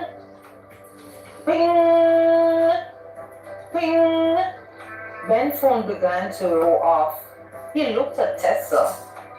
That is not me. It's your phone, can't you tell? Someone needs you urgently, she said, while Ben felt for his phone in his back pocket. It's Sam. We need to talk urgently. Wonder what could be the matter, he said. Tessa gave him a nod of approval. Go on. I am going to freshen up until you come anyways, she said, and began to close up the lodge while Ben went to see Sam. Ben knocked at the door. Knock, knock, knock, knock. Hey Ben, come on in, said Sam, while Greg was out like a bulb on his bunk bed. So, what's up, man? What's so urgent that couldn't wait till in the morning? Inquired Ben. I am planning on asking Ashley to marry me, said Sam, and Ben looked at him. Do you hear me? Sam asked. Oh yes, I heard you. Congratulations, man. I was just allowing you to finish your sentence, said Ben. The only trouble is, I didn't get to ask her dad for her hand, whispered Sam. Honestly, I see what you're saying. However, the page, they're not even religious, even traditional. So you don't have to worry about that. Did you guys work out how you are going to deal with the distance, the back and forth between countries? Who will be relocating? Asked Ben. That reminds me of what I really needed to ask you, man. Do you think it's unfair to ask her to move here in the States? Inquired Sam. Depends. Had you guys looked at the pros and cons? Asked Ben. Not really, said Sam, not as yet. She did hinted her disapproval of me not asking her to marry her as yet. That's one of the reasons I want to pop the question at breakfast in the morning, expressed Sam, looking edgy. Well, do you have the rings, at least? Asked Ben. Yes. Here it is. He pulled it from his pocket and handed it to Ben. Nice. Sweet. I like it. It's trendy. Long centered stones, solitaire, with oval emerald cuts. 14 carats. Yellow gold. It's clean. I am not Ashley. However, it's nice. I like it, said Ben with a smile, and they both chuckled. Oh yes, surely you're not Ashley. Like what? Asked Michael, entering the room. Wow, sweet piece of rock, emphasized Michael, looking at the ring between Ben's fingers. Some pop in the question tomorrow, explained Ben. No way, dude.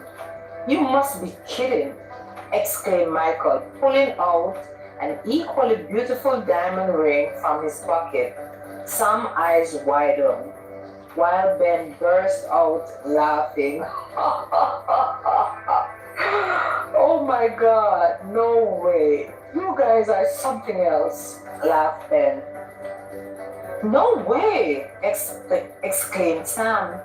Yes way, said Michael. Hold on, when are you planning on asking Jules? Asked Sam. Not sure which day as yet. I am waiting on the perfect moment, expressed Michael, feeling pleased with himself. Why are you all so chatty? Don't you all see I'm over here trying to get some rest? Interjected Greg. Actually, thank God you're up and wide awake, man.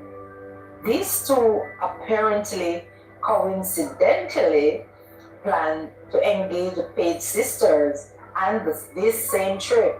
What are your thoughts? Please share, said Ben. Well, it can either be a hit or a great miss, explained Greg. Thank you, Greg. My thoughts exactly, said Ben.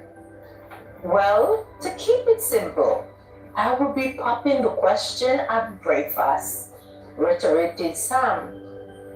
Like I said, when the moment is right, repeated Michael.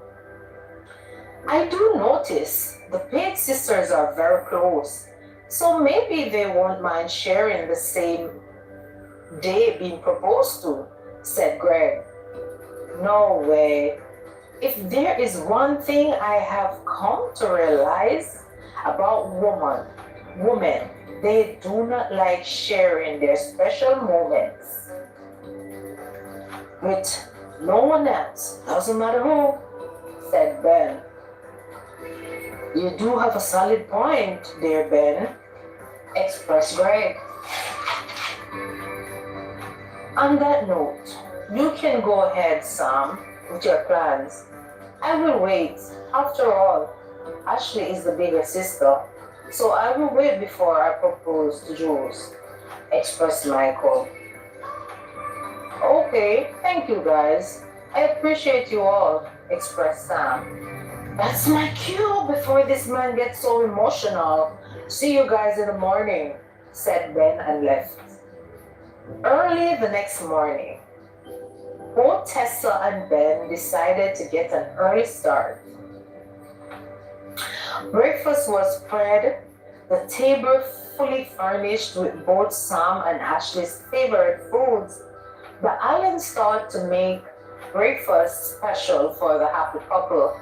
Nevertheless, Ashley had no clue this will be one of the happiest breakfasts she will ever have. On the menu was fried plantain, steamed callaloo with fried dumplings with coffee tea, also bacon and eggs, pineapple with ham slices, freshly squeezed orange juice, cocoa tea, and freshly cut fruits, watermelon, pineapple, mango, and grapes, to name a few. The first persons to enter the dining room were Michael, Greg, and Jules. So, Jules, I take it Michael filled you in? Asked Tessa. Oh, yes, he did. I'm here for the show, expressed Julie. Oh my God. Okay, so choose your seat so both Sam and Ash will be sitting next to each other. I can hear their voice, guys. They are coming, whispered Ben. Sam entered and winked at Ben, telling him thanks. Hey guys, good morning, shouted Sam, followed by Ashley.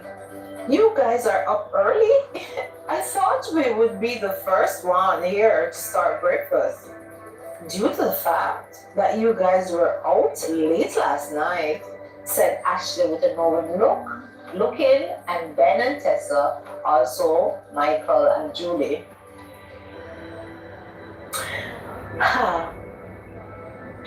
Julie looked at her sister and smiled. Okay, sis, next time we'll sleep in. We're sleeping late, so you can beat us to breakfast, okay? Said Julie, acting natural. For Ashley not to catch on, and it worked. She had not a clue. She didn't even realize it was her and Sam's favorite breakfast being served. Everyone was settled, eating, laughing, and having a grand time. Then suddenly, Sam stood to his feet and said, Can I have a moment of silence, guys? The room went quiet immediately. Good morning again, everyone. As you all know, I am incredibly happy to be here especially with you all, my amazing friends. And even more importantly, the love of my life, Ashley Janice Page. You all know how special she is to me. As a result, I can't even begin to express how much joy Ashley had brought into my life. After not seeing her so long, last night holding her in my arms after such a long time, I was reminded that she is the one and only woman in the world I wanted to spend the rest of my life with. Want to let her know, let her go. As a result, I didn't want to let her go. He paused for a second as he tried to center his thoughts and cleared his throat. She has become one of my best friends, my confidant, and the love of my life. I have dreamt about this moment for some time now. I have longed to share my life with Ashley from the first time I met her and realized she was living around the world, Jamaica to be exact. So Ashley Johnny's page, with all my heart and love I have for you, will you marry me? Asked Sam, and the temperature changed immediately to warmth of love in the room. Everyone turned to Ashley, waiting for her response. Well, guys, we will stop here for today. Story is really coming to bomb. So, Ashley and Sam. Sam has finally popped the question. Now, will Ashley say yes, like he expected to hear? Or will she have a change of heart? For you to find out the answer, stay tuned until next video. And you over there, yes you, what is hindering you from subscribing? You have been here for a while. Yes you. And I appreciate you and I love you for being here. But do the right thing, man. Complete the process. Help me to help you. And like I always say to my faithful, loving subscribers and supporters, I love you, love you, love you guys. And God bless each and every one of you for being a part of the Simply Michelle family. And like I always say, Philippians 4 verse 13, I can do all things through Christ which strengtheneth me.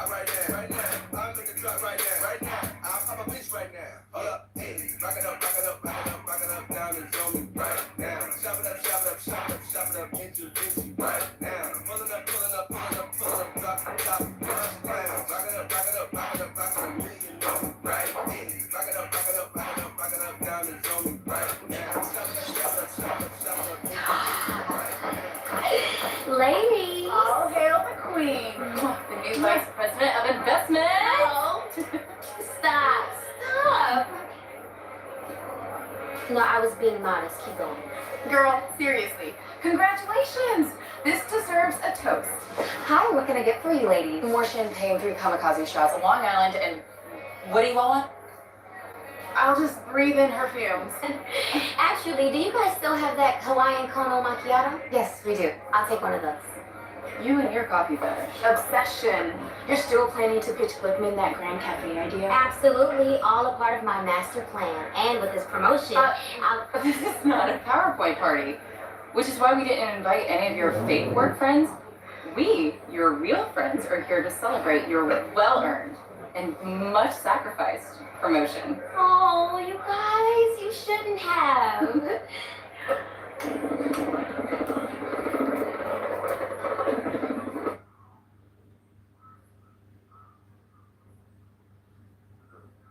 Tessa wiggled and turned in his embrace, cracking up with laughter, while sweet tunes of Love Doesn't Ask Why beating out in the atmosphere. Hold on, said Tessa.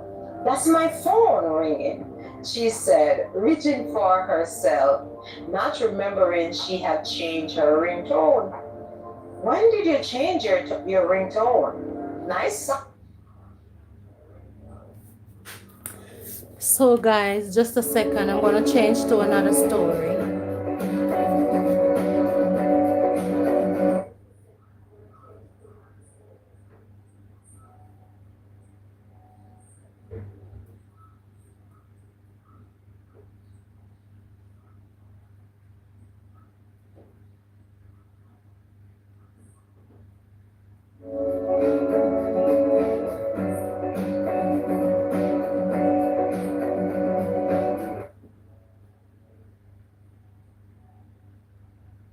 Love to watch movies, and I've also loved to read. And for those who love to play Dolly House as a child.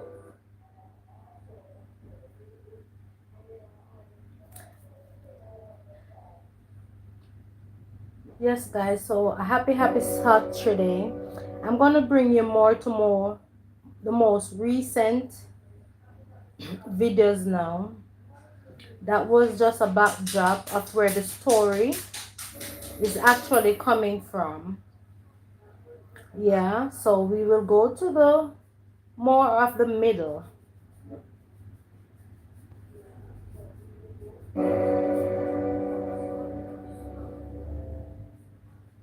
Hi guys.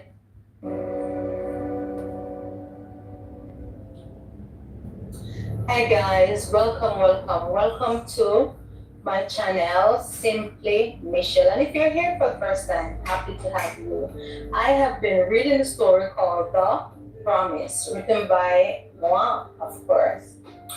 So, in the previous episode, we have Julie and Michael going at it, where they've been having some internal conflict by looking over the fence on their friends, wondering are they ready for parenthood and all of those nice things. Then we have Ben and Nyla, who they were patching things up.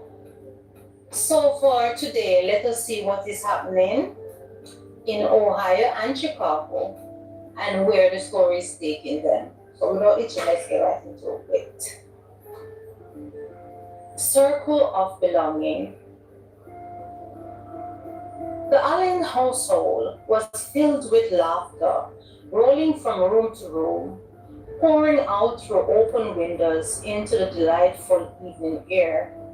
The table was crowded with plates and glasses, scraps of conversation swaying to and fro like a boat on the sea.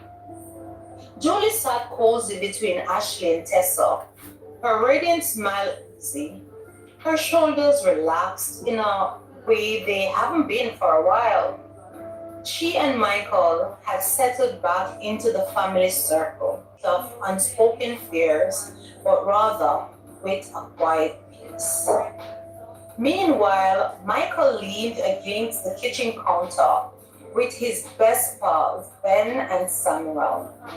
Their voices low but light. Ever so often, Julie caught Michael's laugh. It warmed her heart from the inside, being so genuine and unguarded. It felt good to be home again, to be a part of the family without compromising or the sting of comparison, of distance myself, she thought. Julie found herself listening more, laughing more, and remembering that belonging wasn't about being in the same stage of life as her sister and friend. It was about walking together, however their paths unfold. Later that night, when the food had dwindled and the conversations had softened, Julie slipped her hand into Michael's. He glanced down and smiled, and gave it a squeeze. Their togetherness was now enough. With a quick glance, Tessa looked at them with approval and smiled, feeling happy for them both. A few months later, in Seoul, South Korea, the streets of Seoul buzz with life, neon signs flowing, voices overlapping, the smell of food carts drifting through the cold night air. Brent and Nyla walked side by side, their hands brushing ever few steps while eating corn dogs. They had been in Korea for 3 months now. Both was given the chance to choose out-of-state programs to study abroad. Brent with a semester exchange at an art institute, Nyla a counseling program with a local university. However, as the transition was bad, it had been overwhelming. New language, new food, new culture, but slowly they had found a rhythm. As usual, Brent carried his sketchbook tucked under his arm, filled with drawings of temples, bustling marketplaces, and quiet alleyways where he and Nyla often sat to talk. He felt freer here, as if distance from home had sharpened his focus rather than blurred it. I had blasted strive in the city, in the city's space. Her counseling techniques had improved immensely. She had gotten less judgmental, more patient, positive, hopeful, and impartial, also cultural sensitive, like never before. And yet, at night, when the world slowed, she was the happiest, curled next to Brent, whispering dreams about the future. Nevertheless, they still had disagreements, moments of misunderstanding like normal couples do. However, the sharp edges of New York had softened. They had learned to talk, to listen, to forgive more quickly.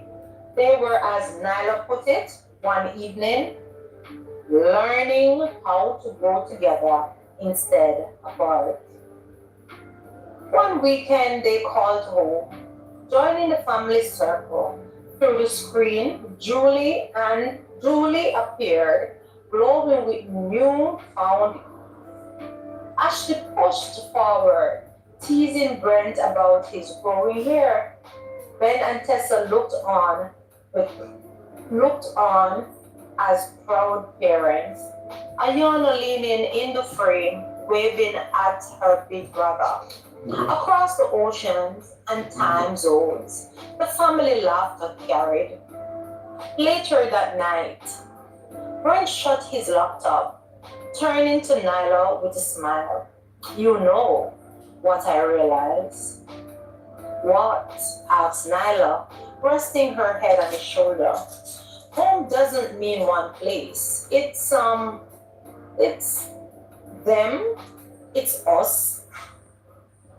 Wherever we are, we carried it with us, expressed Brent. Nyla smiled, pressing a kiss to his cheek. Then, well, We'll never be lost, she said, with a smile, and they both grinned at each other. The missing thread. It was Sunday afternoon, the usual gathering, and the Allens family home was alive with laughter and the usual chorus of voices, children playing in the yard, pots clattering in the kitchen, while conversation echoing from room to room. But beneath the chair, a quiet worry tugged at them all. Julie was the first to say it aloud. Sitting at the table with Tessa and Ashley, she leaned forward, her voice low. Has anyone heard? Has anyone heard from Greg lately? The question stilled in the air. Tessa frowned, setting down her cup of tea. Not for a week. He usually checks in even when he's busy with work or his YouTube channel. But this nothing. Ashley glanced towards the living room where Ben was helping Sam with a leaky faucet. Didn't didn't he have a conference overseas? Ashley asked. He did, said Tessa, worry edging her voice. But he was supposed to be back by now. He promised he'll stop by, especially since he hasn't seen Ayana in months.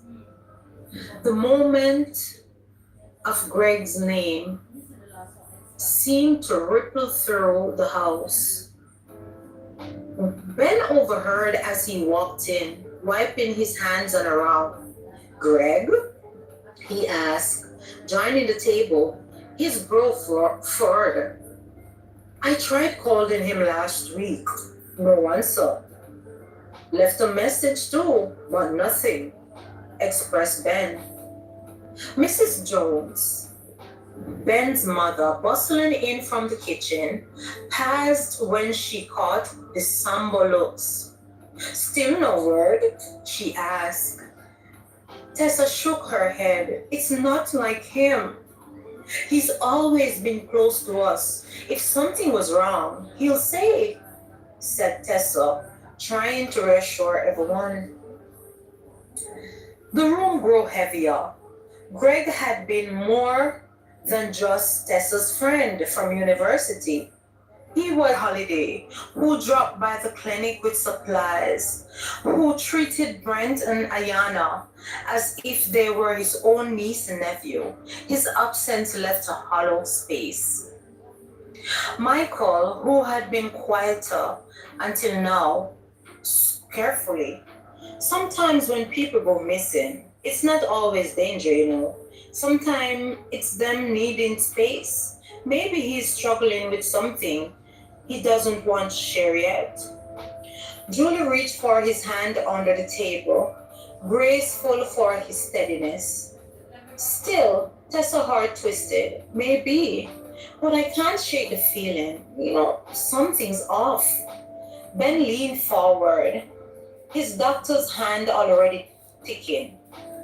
I'll reach out to some of his colleagues, see if they heard from him. If he's struggling, he won't go through it alone. Not while we're here. Ashley nodded firmly. We will keep the circle strong for Greg too. Later that night,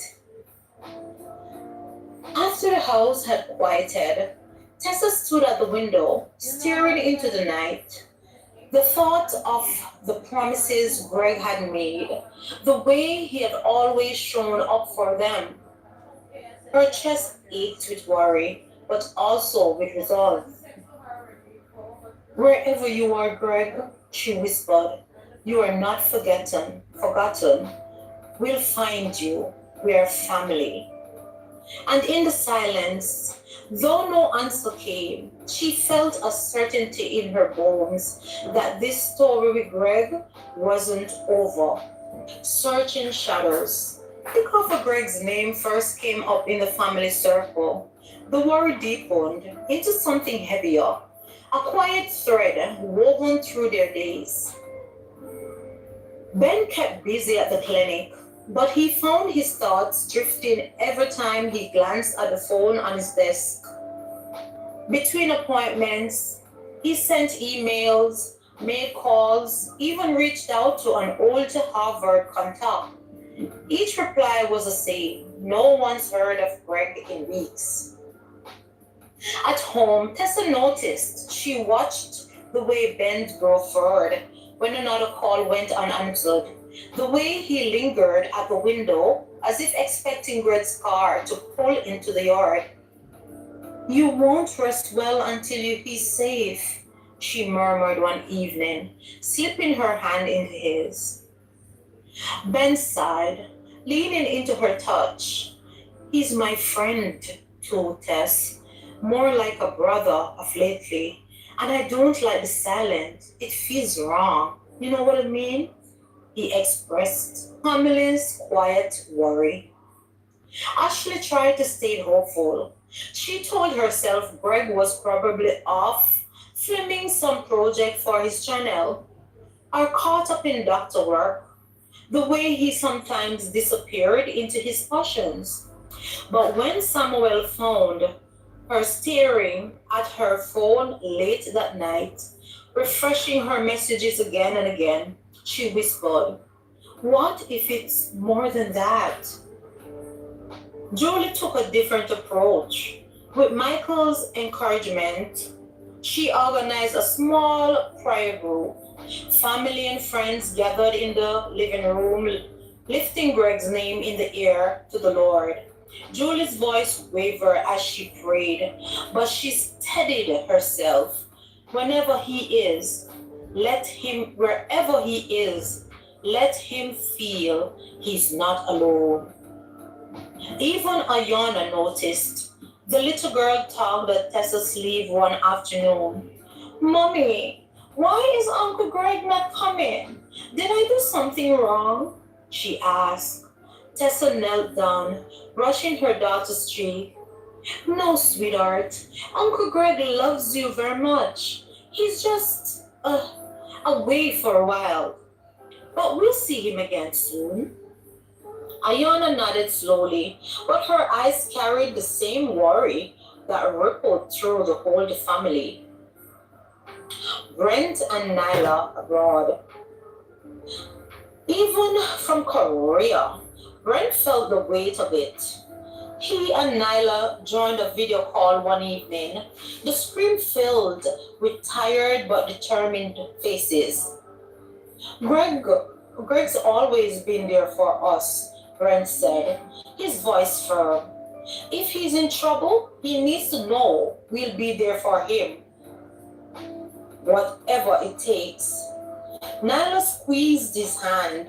Her quiet support echoed the same resolve. And Mrs. Jones, Ben's mother, who spoke what everyone was feeling standing in the kitchen as the family gathered. She folded her hands firmly. "Not know where Greg is right now, but he's ours. And we don't give up on family, not ever." Her voice settled over them all like a vow. That night, as the house quieted and the children drifted to sleep, the family's concern felt heavier than ever. But beneath, it was something else. A shared determination, a promise unspoken yet understood. Whatever shadows Greg had walked into, he would not face them alone. The worry turned to action. Days turned into weeks and still no word from Greg. What began as quiet concern had grown into something sharper, heavier, impossible to ignore. Ben sat at the dining table one morning, phone pressed to his ear as he strolled through contact list. I have checked with his colleagues in Boston, and no one's seen him. The hospital says he's took leave, but he didn't tell anyone where he was going. Tessa sat down at a toast, her lips pressed thin. That's not Greg. He always leave a note, a message, or something. He wouldn't just vanish into thin air. Julie, seated nearby with Michael, spoke softly. Maybe it's time we go beyond calls. Maybe someone needs to actually look for him. The urgent family meeting. That evening, the living room filled with voices. Ashley and Samuel with their baby, Julie and Michael, Mrs. Jones and her husband, and even Daniel and Laura. Brent and Nyla joined by video.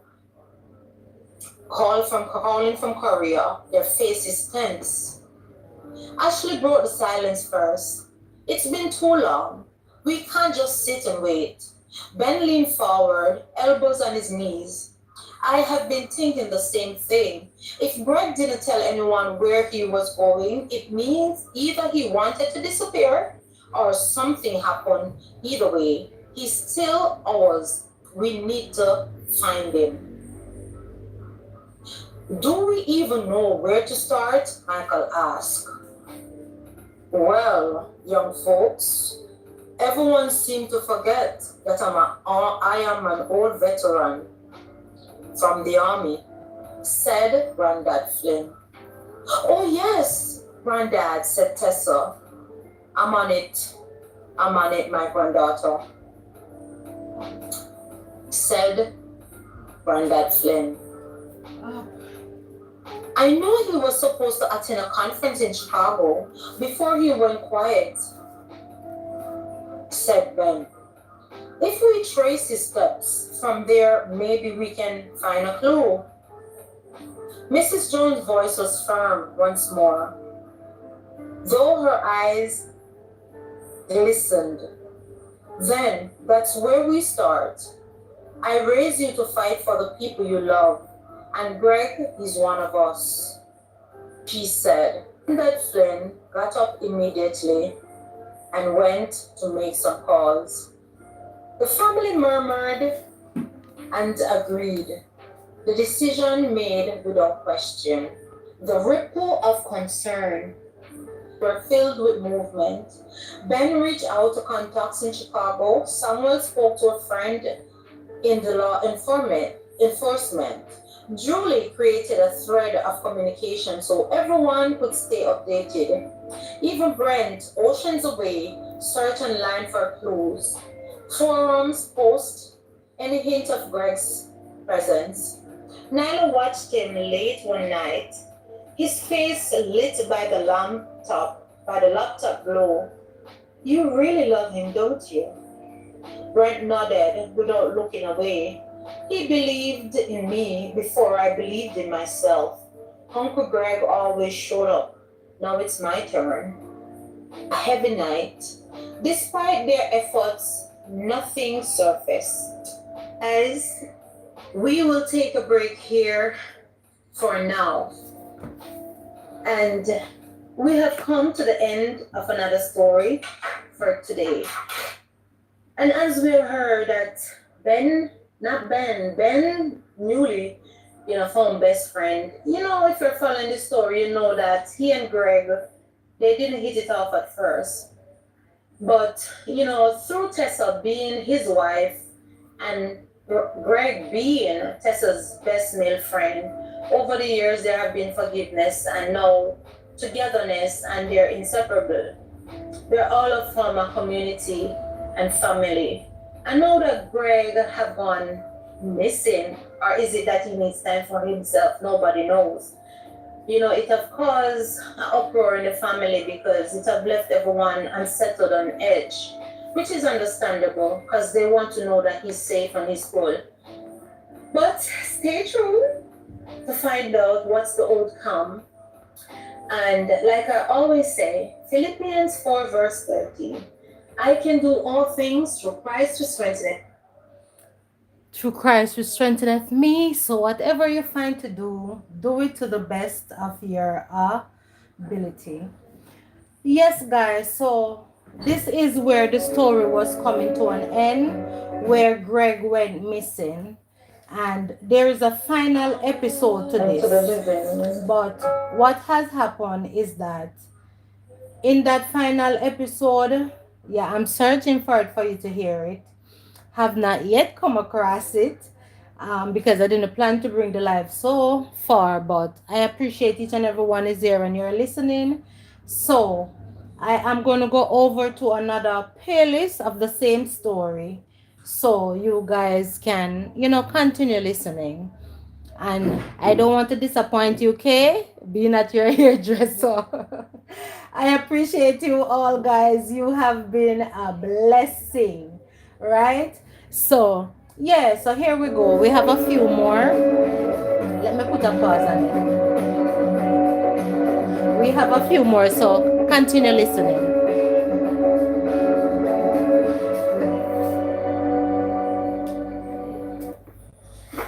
Hi guys, welcome, welcome, welcome. Welcome back to my channel, Simply. And let me pause for a second. I just want you to know that the promise have completed, yeah? But don't you worry. A Chance of Love is coming soon. It was supposed to be aired on Wednesday, but Wednesday was hectic and I wasn't at home. So this coming week, you have the new episode at A Chance of Love. And please do not miss the first episode because certain things will make sense compared to the promise. Certain things will make sense. Please do not miss the first episode that will be aired on Wednesday. And thank you. Appreciate you all. Stay, continue listening. I'm going to go back to some more videos. Michelle, and happy to have you. I have been reading the story called The Promise, written by moi, of course. So without itching, let's get right into it.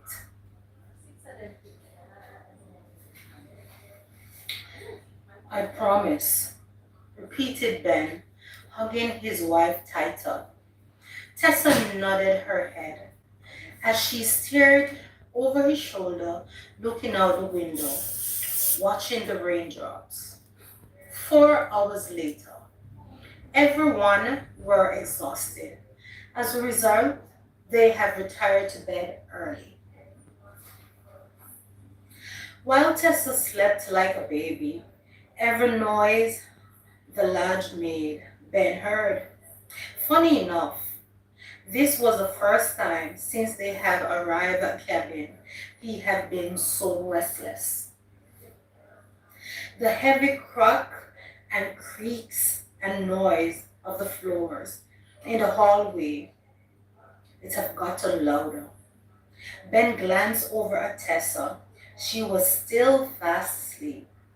He gently got out of bed. Where did I put that flashlight? He asked himself, tipping on his toes, being paranoid. Ah, got it, he exclaimed. Now there was also a light rustling sound, and now howling, and even a roar. The winds, along with the heavy rain, Thanks, began to JB. give Ben a Thank you. feel of something sinister was about to happen. He gripped the flashlight tight like a weapon. Dear God, dear God, cover me. If there is an intruder in this lodge, let it be him going down and not me, whispered Ben as he turned the corner of the dark passage. The loud cracking like of the floor sounding as heavy footsteps began to move closer to Ben. He rushed around the corner and landed into the sound and grabbed onto something and said, "Got you. You son of a..." Ben yelled. "What the heck?" cried Greg. "Greg, What are you doing up? I thought you was an intruder. I was about to land you flat. The better question is, what are you going around doing with a small flashlight that could not even hurt a fly? Said Greg, laughing. Ha ha ha ha. Mimic Ben. You have jokes. I see. Answer my question, Greg. It's not funny, dude. What if I was carrying a knife or a sledgehammer? Asked Ben. Sorry, man. The spicy food I had from the village earlier have made my stomach sick. And I've been living on the toilet, so I decided to use the restroom at the far end of the hall. I didn't turn on the lights because I didn't want to wake anyone up. Now, nevertheless, I guess it didn't work, explained Greg. Actually, I couldn't sleep. The memory of the lunatic out there stalking my wife have me in a bind, man. The whole escapade with the weather and the noise of the trees made matters even worse, said Ben. Do you want to join me for a cup of coffee? Asked Greg. No to coffee, but yes, I'll take my chamomile tea, of course. I'm not a lover of coffee. I suggest you have a cup of the chamomile tea as well. It will soothe your stomach, suggested Ben. Really? Great. How come I didn't know about that? Said Greg. Not sure as how you didn't know. However, ginger tea, black tea, chamomile tea, just to name a few, are all good options. These teas can help you relax when you're having a bad tummy ache, or even worse, a good case of diarrhea. It reduces inflammation, easing your digestive system, said Greg. Uh, I learned most of this stuff from my mom and dad living in the village. So don't feel too bad, said Ben. Laughed Greg. I hear you. Put fun and joke aside, man. You have trouble sleeping, asked Greg. Well, the note and all that has been happening since yesterday caused me to feel a bit helpless. I feel like I have failed Tessa, as if I couldn't protect her from this lunatic hiding in the shadow, explained Ben in a low voice. Here's your tea, man. I forgot to ask you how many spoons of sugar you usually take. I hope it's not too sweet. It's fine. Ben took a sip and answered. Great. Be encouraged, man. Don't be so hard on yourself. There was absolutely no way you could have known all those messages and the mess of things, that this kid have caused. You could have known that it would be like this. Besides, like you said, the person doing this is indeed infatuated. He is the highest class of a lunatic. We just have to make sure Tess is not alone on the outside. At least until we get to the bottom of it all, said Greg. Uh, Ben looked at him and sighed. I couldn't agree with you more, man, he said and sipped his tea. The next morning, not being able to sleep, Ben was the first one to rise. Good morning, babe. Wow, look at all this food. You did all this by yourself? As if you're preparing for a feast, said Tessa. Mwah. She leaned in and placed a good one on his cheek. Thank you, my love, I needed that, expressed Ben, and reached for a piece of the toast and began to eat.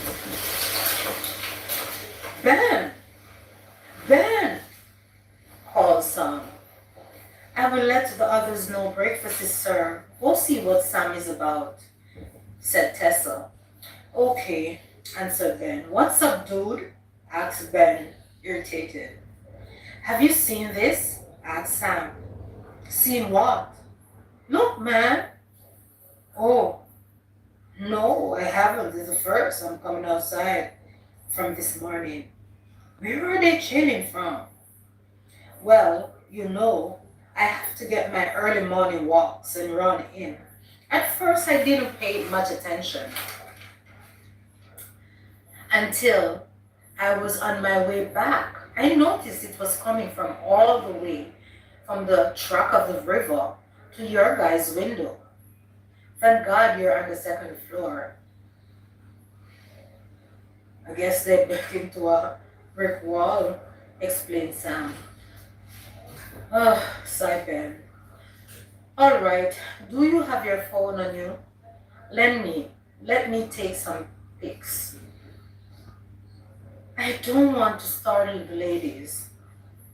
Those footprints look a lot like a Nike or an Air Force. Size 10 to be exact, said Ben. Seriously, Ben, is it worth it to stay here and play detectives? Or wouldn't it be better we call the cops and let them deal with it all? Asked Sam. Put this away. What? Sam, I will not let a little punk scare me off my own property or have me run into the police at the first sign of danger. 5 hours later.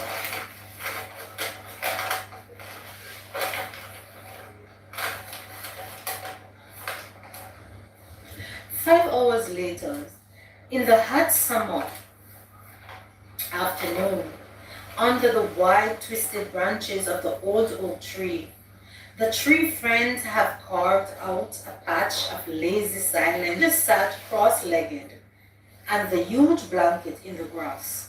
Eyes flickered across her iPad screen, occasionally swiping with a scroll, editing her photograph portfolio. Next to her, Tessa lay on her stomach, book propped open, her lips moving silently with each line. She didn't look up once, not even when a bird quacked above, or even when Ashley cursed under her breath. That book had her tighter than any group chat ever could. Meanwhile, Julie, half lying, half sprawled out on a phone, glued to her ear, giggling and twirling a piece of her hair fall loose to the side of her face. "No, you hang up first," she whispered, oblivious to the eye roll Ashley shot her way. The girlfriends under the tree, each apart in their own little world. Dave's smell of rosemary and wet soil freshly turned. The birds murmured in the distance while the bees made lazy loops in the air. Then came the voice, soft at first, like a breeze humming through tall grass, then stronger, rich, low, effortlessly melodic, a tune half whistled, half sung. Something old, something comforted. Julie passed mid-giggle as she pulled out one earbud. Tessa lifted her head. Across the garden, near the row of the lavender bushes, Dave stood with a watering can in one hand, a trowel in the other. He didn't know they were watching, or maybe he did, and just didn't care.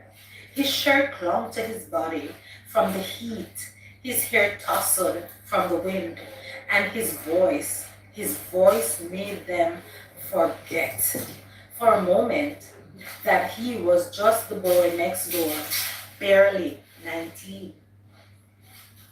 Tessa's eyes lingered too long, but beneath that easy charm, something dark stirred.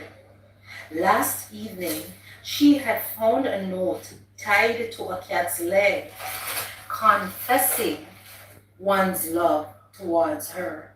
It was typed, no name, just the one in the shadows. No clue until this morning. Mr. Footprints from the river leading straight to Ben and Tessa's bedroom window. And yet, watching him hum to himself in the sunlight, skin browned by the summer work, sitting in for his dad, that suspicion felt almost cruel, almost. Still, when his gaze finally flicked up and met hers across the garden, something unreadable passed between them. Not a smile, not quite fair either, just a question hovering in the stillness. Who was watching whom? Ben crouched beneath the edge of the far end of the large property. Ben Nicholas pressed to his face, trying not to curse out loud as a bramble clawed at his skin. This is ridiculous, muttered Sam beside him, fidgeting in the underbush. We are 20-odd-year-olds, not in some old bloody spy novel. Shut up, Ben hissed. There, look. They all leaned in, three grown men hidden like schoolboys up to mischief, past the rose garden and the swinging hydrangeas. Hydrangeas. The boy moved through the garden with deliberate ease. Dave, the Cambridge golden boy, too charming, too quiet, too close, thought Ben.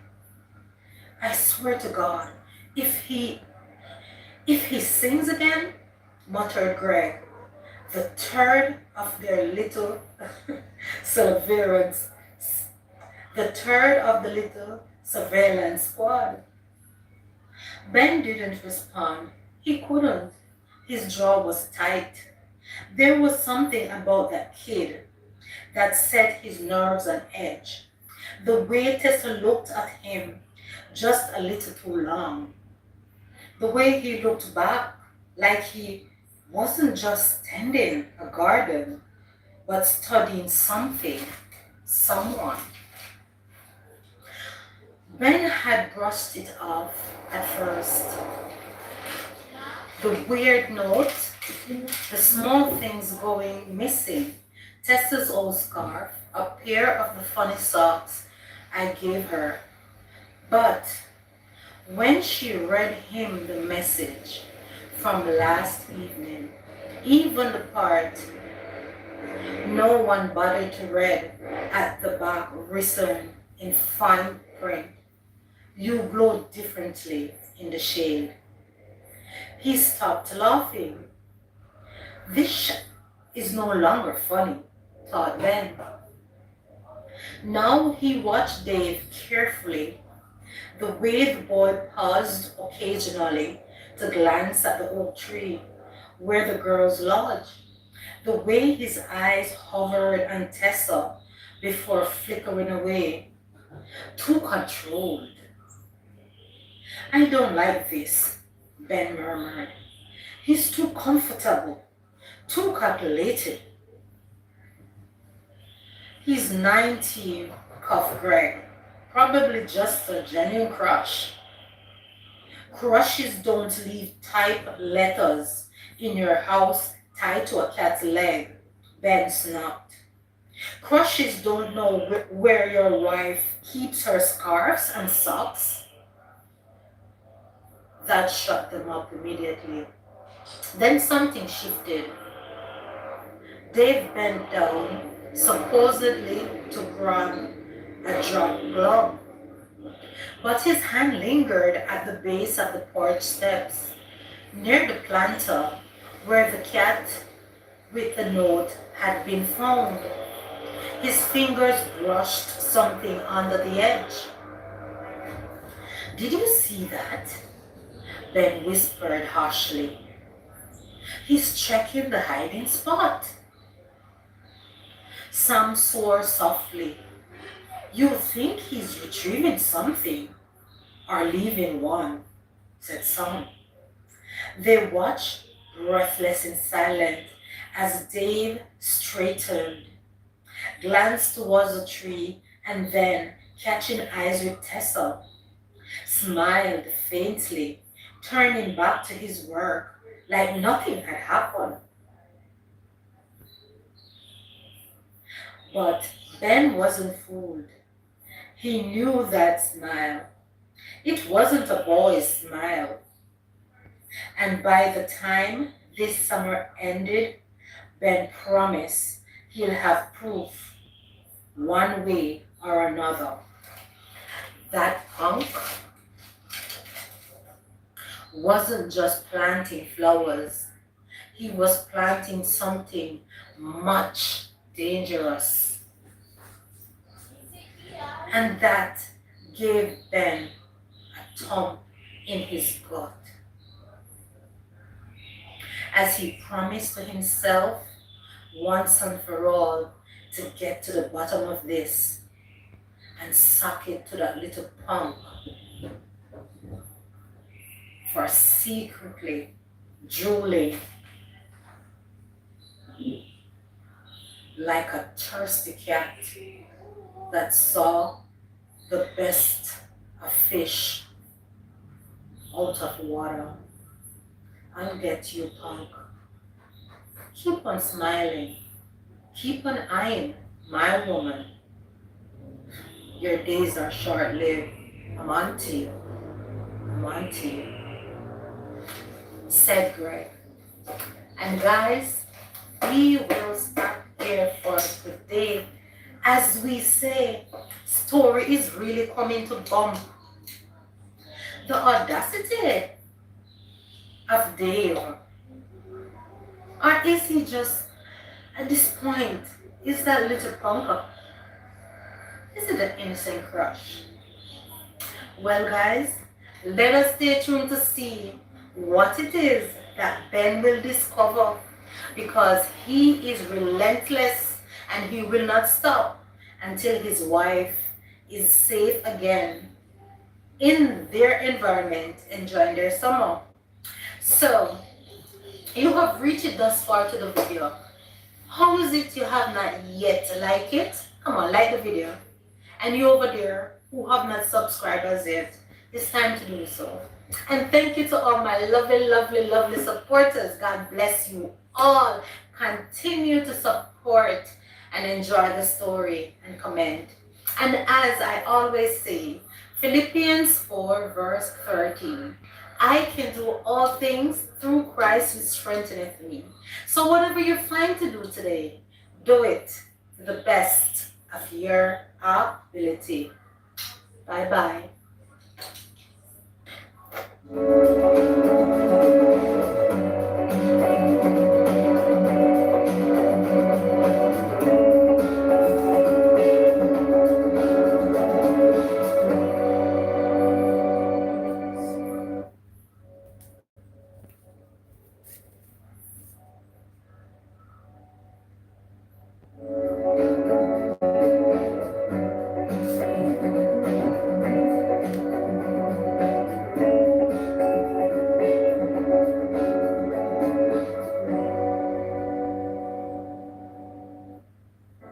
Hi guys, welcome, welcome, welcome.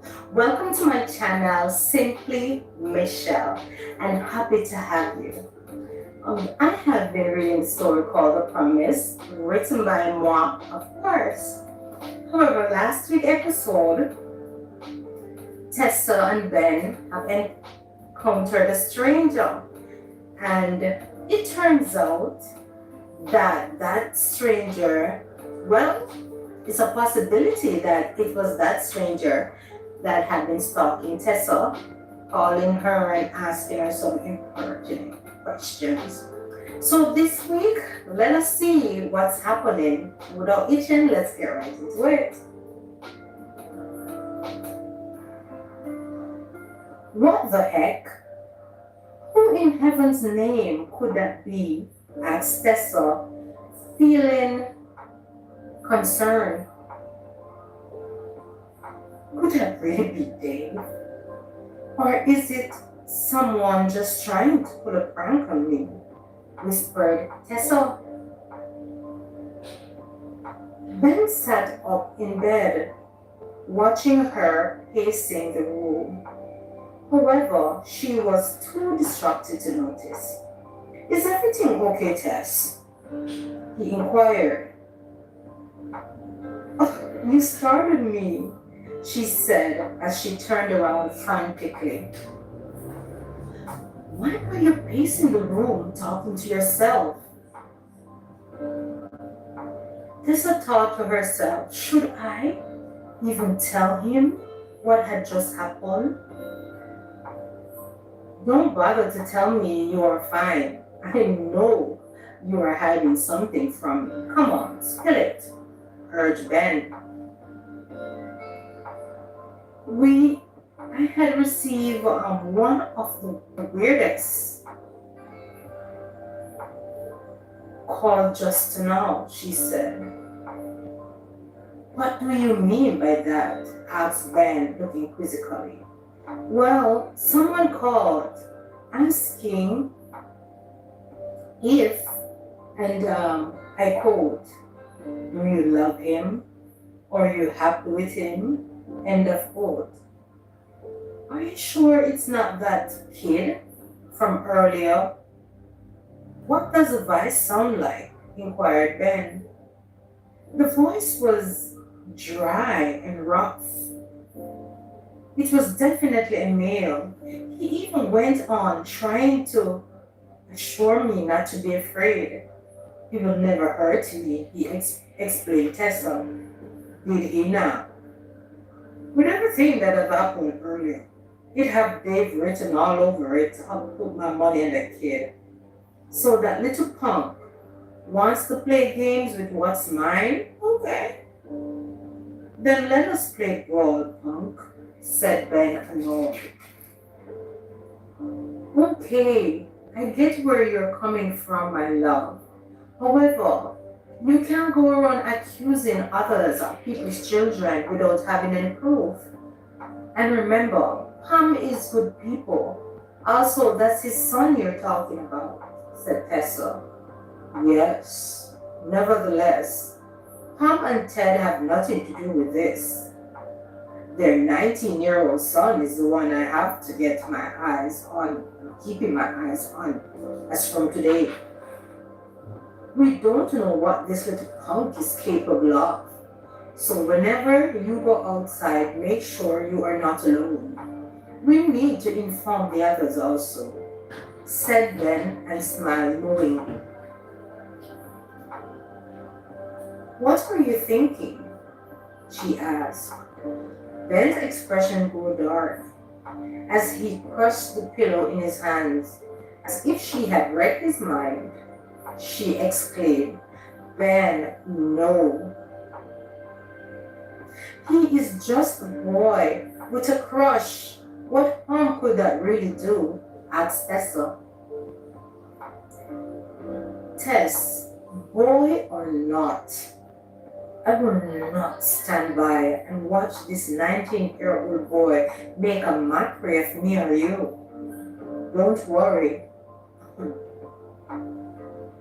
I won't include his parents into this. Before we meet to, at least, I am just going to teach him a lesson. I promise, expressed Ben. Oh Lord, exclaimed Tessa and left the room. Where are you going? He called, following after her. Tess, Tess, why aren't you taking this serious, my love? Asked Ben.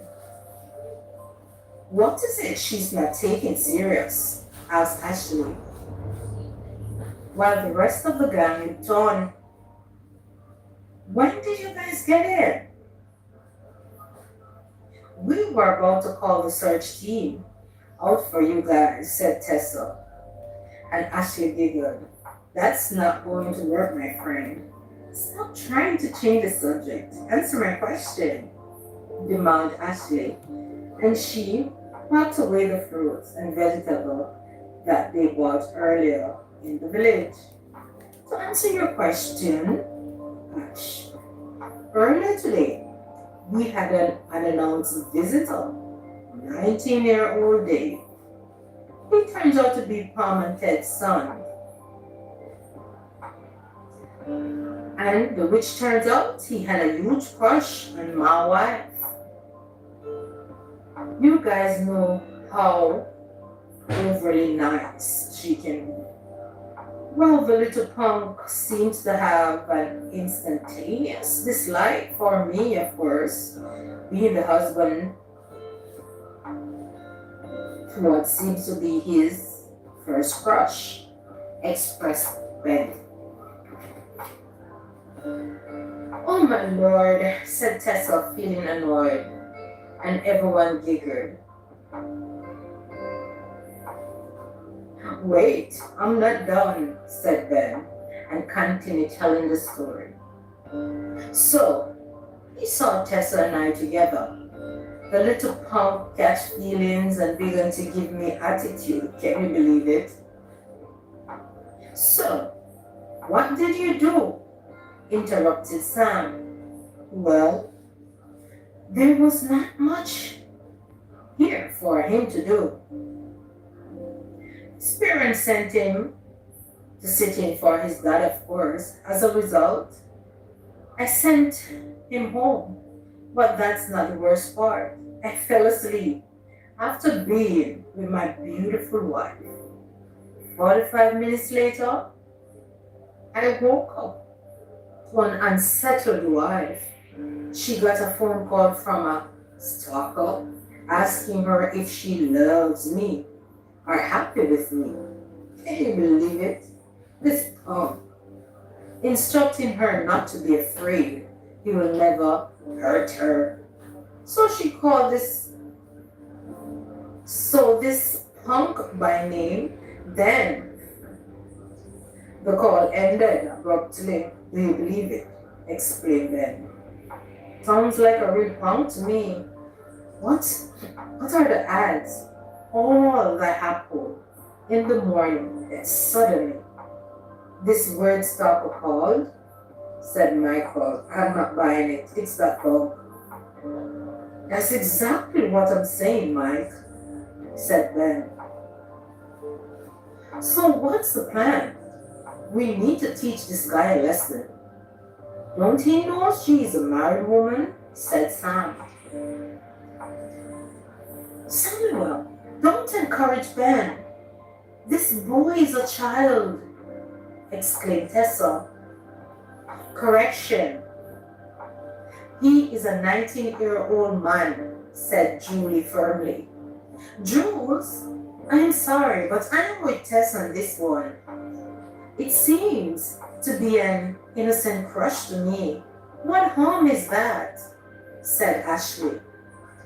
I can remember the thoughts I had at 19. Much more to have them for a crush. Besides, this punk gave me the attitude because he saw me having fun with my wife, with my woman, and the audacity to call her, questioning her minutes later. What made him so brave? Asked Ben. I am ready when you guys are to teach this little punk a lesson once and for all, said Michael. Surely, you know we are not much older than him, I am 1 year older, while all of you guys are only 3 years older than him, expressed Julie. Point taken, Julie. Well said, said Ben. Guys, I will let you know the plan of action soon enough. Just help me to ensure Tessa is accompanied on the outside. Greg had been silent the whole time, listening. Then suddenly he said, "In the meantime, I will do a background check on this guy," said Greg. "Thanks, Greg." "Awesome idea. Awesome," responded Ben. "So, Greg,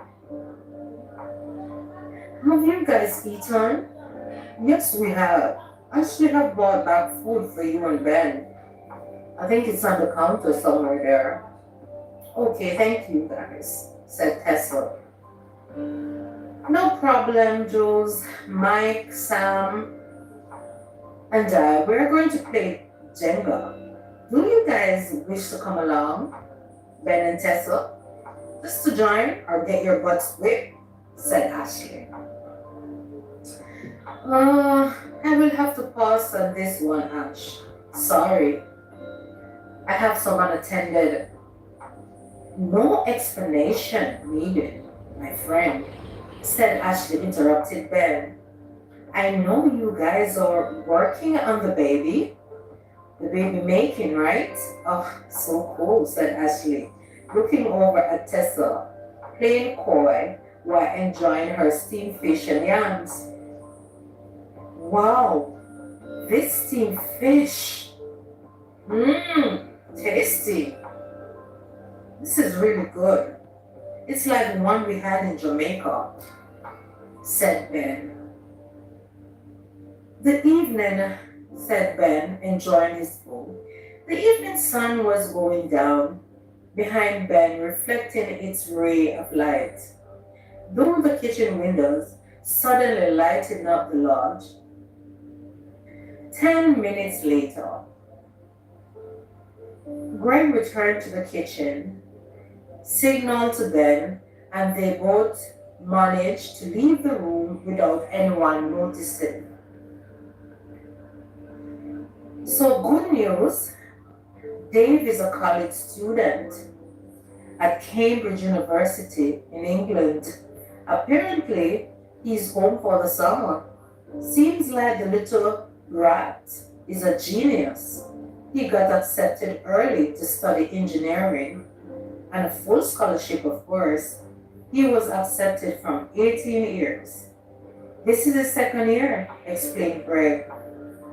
That means he is indeed 19 years old, said Ben, shaking his head. Yep, answered Greg. He have never been in a problem or any of the sort with the cops. Seems like he's just genuinely had it bad for your wife, bro, said Greg, looking upward. I mean, I'm not in any place to judge. I remember at a time when the shoe was on my foot. I don't remember apologizing. I am indeed sorry about that, Ben. You didn't deserve it. I just want to sincerely apologize. Truth be told, I was just jealous of you both. I was wrong and I'm sorry. I'm sorry, man, said Greg. Water under the bridge, man, answered Ben and slapped him on the shoulder. So, this little punk is a smarty pants? Let me see how he will react to me sending his mom a message requesting for him to drop by in the morning, of course, said Ben. What are you hoping to achieve by that? Asked Greg, looking curious. Well, to see how he would behave around Tess, of course. However, I need you guys' help. I need to keep an eye on him without him noticing he's being watched, expressed Ben. Sounds like a plan to me. I do have a pair of binoculars, just what I need for this job, said Greg, smiling excitedly. Perfect, whispered Ben. Tessa entered the porch asking, what is perfect? You are my love. Ah, there you are, that beautiful smile of yours that caused my heart to skip a beat every time, whispered Ben. I know what you're trying to do, Ben, said Tessa. And what might that be? Tell me. Come on, tell me, said Ben, tickling her. Oh, Ben, stop. Ben, stop tickling me, said Tessa, hysterical. Excuse me, guys, I have a date with the hot tub, exclaimed Greg and left the room. Tessa jumped frantically, looking around. What is the matter, Tess? Did you hear that? Sounded as if someone is stepping on branches, she exclaimed. No, I didn't hear a thing. Are you sure? Are you just being a little paranoid because of that punk that scared you earlier? Same time, Ben's phone buzzed. As a text came in from Pam. Good day, Mr. Allen. No problem. I will send him over in the morning, the text read. Ben texted Pam back immediately with a thank you, Pam. How are things with your husband? Thank you for asking, Mr. Allen. He is getting better slowly. How was it with Dave earlier today? She asked. Ben cleared his throat. There was not much to do earlier, so I sent him home early. Nevertheless, tomorrow I do have things for him to get done, said Ben. Okay. Thank you, Mr. Allen, texted back. Surely, you must heard that, exclaimed Tessa, looking worried. Actually, yes, I did, this time around. John bent to his feet, moving towards the plum tree. Who is there? Come out, whoever you are. Show yourself immediately, demanded Ben. And a cute little cat ran towards Ben with a note tied to his feet. Oh, so cute. It's a kitten. Oh my god, little kitty, you frightened me, said Tessa, smiling. Wait, what is that attached to his feet? Asked Tessa. Step back, my love. We don't know what this is, said Ben. Tessa reluctantly agreed and hurried back to wait on the porch. Then suddenly a rush of cold rain began to fall. Ben quickly took the note and rushed behind Tessa to the lodge.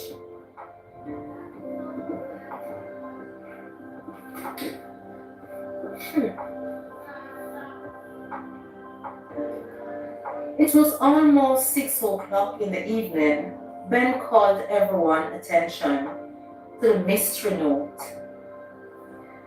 He glanced down, swaying a bit back and forth, while Tessa fumbled with the buttons on her blouse. Why are we all staring at the godforsaken note instead of reading the darn thing? Asked Julie in frustration, took the note and tore it open from the envelope and began to read. It was unfortunate, as bad as Tessa feared. The contents sent a shiver through them all. Ben tried to move to the door quickly, and Sam stopped him. Let go of me, Sam. I know it's that punk Dave. I am going to teach him a lesson once and for all. He wants to act like a grown man, then I will deal with him as a grown man, said Ben angrily. Well, we don't have a concrete proof as yet, my friend, that it's him, although everything points to that point. But let us keep a calm and cool head to deal with this, said Sam, and everyone agreed.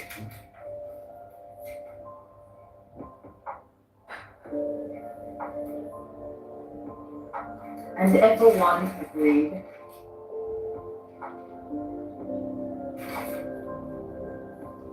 Let us stick to the plan. Then, by tomorrow, we will get our proof, said Greg, and that little brat will pay for what he has done. So calm down, Ben. Calm down. I know it's hard to read and see these things happening to your wife, but you gotta stay sober to deal with it, said Greg. Tessa picked up the note and read it for herself. The note reads, I think I have fallen in love with you, beautiful lady. I have been watching you from a distance. It pains my heart to see you with that man of yours.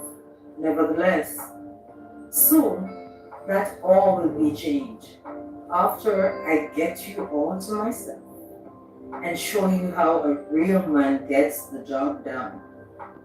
I will teach you how to move like an acrobat to each rhythm of our love. You're hot. Trust me, I know how to keep you steaming, Tessa. Just let me in.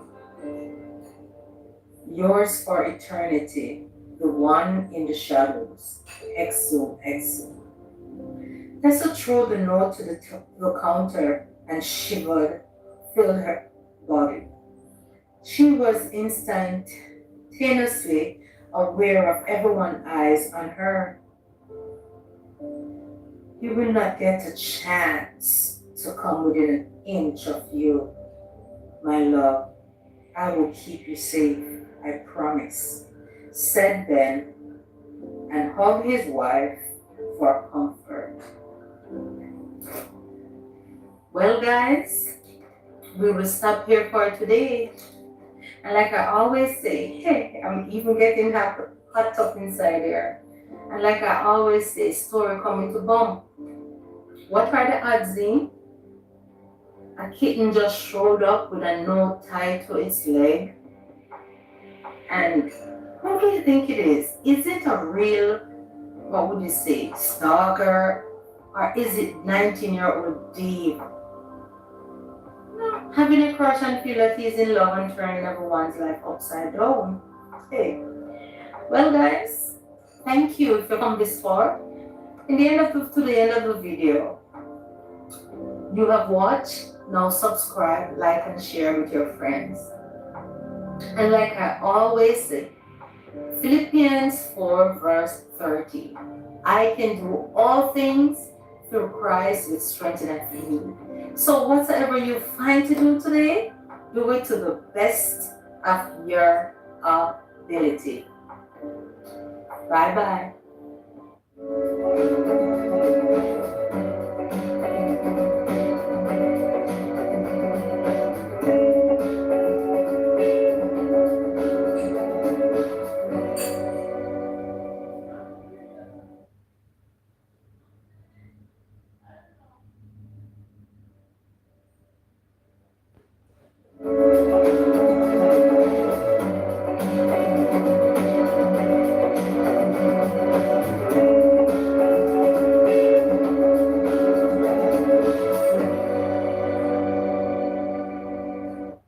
Hey guys, welcome back to my channel, Simply Michelle, and happy to have you. So last week's story, we have seen where was some daddy and daughter issue, and it seems as if they have disagreed to agree. However, And Ben was waiting, waiting for his wife to console her. So let us see what's happening this week. So without itching, let us get right into the story.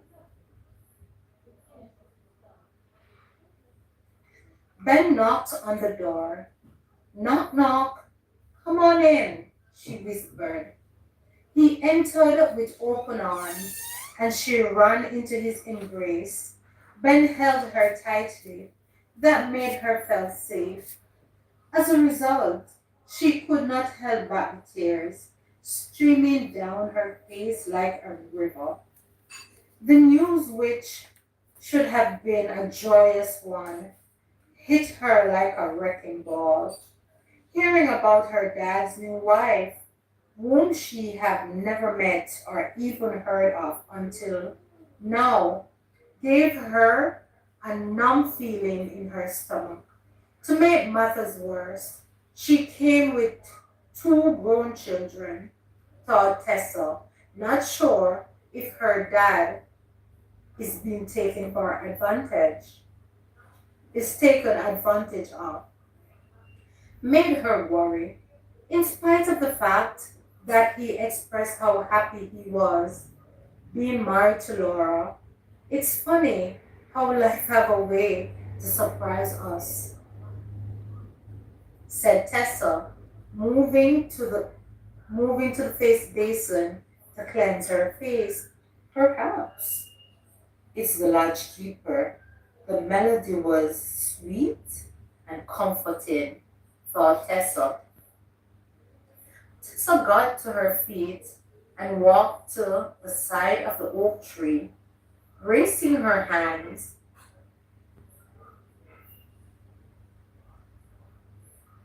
raising her hand to part the bushes. She leaned. How so? Asked Ben. Well, I can remember when I was a bit younger and would secretly wish for my dad to get remarried so I could have siblings. While now they are being tossed upon me. Not sure whether or not these two step siblings and I will even get along worries me, she expressed. I can see how that would be a concern. However, just have an open mind towards it all. You really have no choice in the matter. So leave it to the hands of the Lord to work it all out for everyone involved. As the scripture said, every disappointment worketh together for good to them that love the Lord. Therefore, until you have the chance to meet them, try not to form an opinion. Just take comfort in knowing your dad said he's happy. So believe him, expressed Ben. Frankly, Daniel have no reason to lie about his happiness. Therefore, let us sort ourselves out. After this trip, or even if you wish for us to explain to our friends that we have to step away for a few days, we could do that so you can meet your new family members. That's fine with me. And, our friends wouldn't mind. They wouldn't mind us being away for a while, reassured Ben. That way, you can put your mind at ease instead of letting this ruin your summer vacation, expressed Ben further. She caught her breath, took several more deep breaths, then from the door, moved slowly from the doorway to the bedroom window, staring out into thin air, trying to will herself to wake up from what seemed to be a bad dream. And that's when she has bitten into her lip in an attempt to answer Ben's question, or was it a suggestion? She thought. By then, Ben began to notice how she was struggling to answer, so he stepped closer to her and whispered, It's fine. Should you want to wait until after you have gotten used to the idea before you go to meet them, said Ben. Ben realized then that this whole thing with Daniel got married abruptly might be harder on Tessa than he realized. So he is willing to just back away and allow her to come to terms with it on her own time. Hear what? Let us drop the subject and go outside to get some fresh air. She nodded stiffly and moved quietly forward towards the garden. Soon after, they reached the bench under the huge oak tree. It was cool out, and Tessa appreciated Ben suggesting that they should get some air. Thank you, Ben, she said. For what, my love? He asked. For being so thoughtful, also for being there when I needed you the most.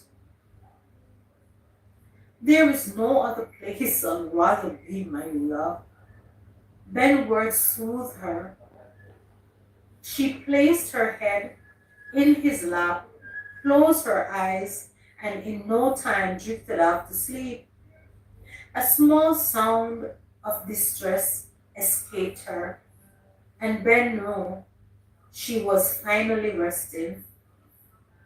Ben tried to remove her feet from the Crocs she was wearing, and the cute pair of kitten socks she was wearing greeted him as he raised her feet to the bench. Then he remembered those socks were a pair from the set he had bought her for this very trip, and that placed a warm smile on his face. Tessa shifted her head to the other side. Suddenly,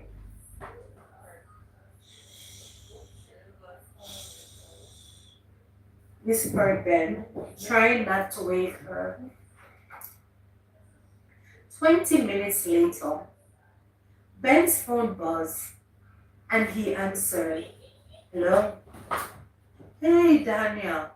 What's up? He answered once more. Hey, Ben. I called you to check on Tess. As you know by now what went down. I want to apologize for disturbing you guys, expressed Daniel. Tess is resting. She's still a little discombobulated. Nevertheless, we will pull through it all, reasoned Ben. I am so sorry, Ben. I know my daughter. I know she would not understand why I had to move so quickly to get hitched. So I delayed in talking to her about it. Now I know that was not the best thing for me to do. I didn't mean to hurt her, you know. But no, that's right. I really didn't. Ah, said Daniel. Yes, I know, Daniel. And I think Tess knows that as well. She just needs some more time to honestly get used to it all. Congratulations, by the way, on getting married, said Ben. Thanks, Ben. That means a lot. You're welcome. We're still in England. However, I understand it's your birthday soon. How do you feel about celebrating the Tessa for your big day? We can also use it as an occasion to allow everyone to get acquainted, asked Daniel. Thank you, Daniel. Having my birthday celebrated on the yacht sounds like a good idea. Nevertheless, I am not sure what Tess has planned for my day, so I would have to run it by her. Then get back to you, said Ben. Okay, I understand. Do that and get back to me. And Ben, thanks for being there for her, for my baby girl. said Daniel. It's my pleasure. No thanks needed. She's my heartbeat, said Ben, and that makes Daniel smile while putting his heart at ease once again. All right, son, catch you later, he said and ended the call. Oh, Chacha stretched in Ben's lap. Hey, is everything okay? She asked as she opened her eyes. Yes, your dad just called to check in on you, answered Ben. Oh, responded Tessa, surprised. You sound surprised, asked Ben. Well, I just wasn't expecting him to call back so early, she said with a frown. That shows how much he cares for you, Tess. Cut him some slacks, will you? Said Ben. What is that supposed to mean? Are you implying I'm giving him a hard time or something? She asked, feeling annoyed. Absolutely not. Nevertheless, your dad cares a lot what you think of him. Surely you must know it's hard on him as well to let go of your mom and moving. I don't know if I should say this. And moving on. Plus, making sure you're fine with his whole transitioning is not an easy thing to do, especially when one party is not accepting of the change, said Ben. Tessa sat up abruptly and pushed away from him, looking straight into his big eyes. So, you are blaming me for not really embracing his newfound wife and family? Asked Tessa, feeling pissed. Truly, Tess, why are you trying to twist every word I am saying? All I am trying to get you to understand is try and meet your dad halfway. He is your dad, for peace sake. Nevertheless, he is a man with needs and desire like any other man who has finally found a woman he dreams, he deems worthy to move on with to the next phase of his life. On the other hand, you are his grown daughter, whom he is trying to appease. So try and make the process a little more easier by understanding Tess. That's all he seems to be asking for you to understand him, expressed Ben. First of all, you, TMI. Secondly, my dad is his own big person who does not need my approval for anything. Let me stop you there, my love, said Ben. Yes, he is, however. Then why are you so angry with him for eloping without even informing you? Asked Ben. It was then that Tessa stopped to realize, in spite of how she felt, she was being unfair to her dad. She breathed again, and a sharp wind rushed through her, like the silence, while the silence became loud in the stillness. Feeling selfish hit her like a blindsided tackle. The urge to call her dad suddenly dawned on her, and it's as if Ben read her mind and handed her his phone. He kissed her on the forehead and headed towards the stream, allowing her the privilege to call her dad in privacy. Ring, ring. Hello, Tessa. Is everything all right? asked Daniel frantically. Yes, Dad. I'm just calling to let you know I love you and I am sorry for the way I have acted to what must be the most or one of the most happiest time of your life. I am indeed happy for you, Daddy. You have always been there for me. Therefore, just knowing I am here for you, therefore, just know I am here for you.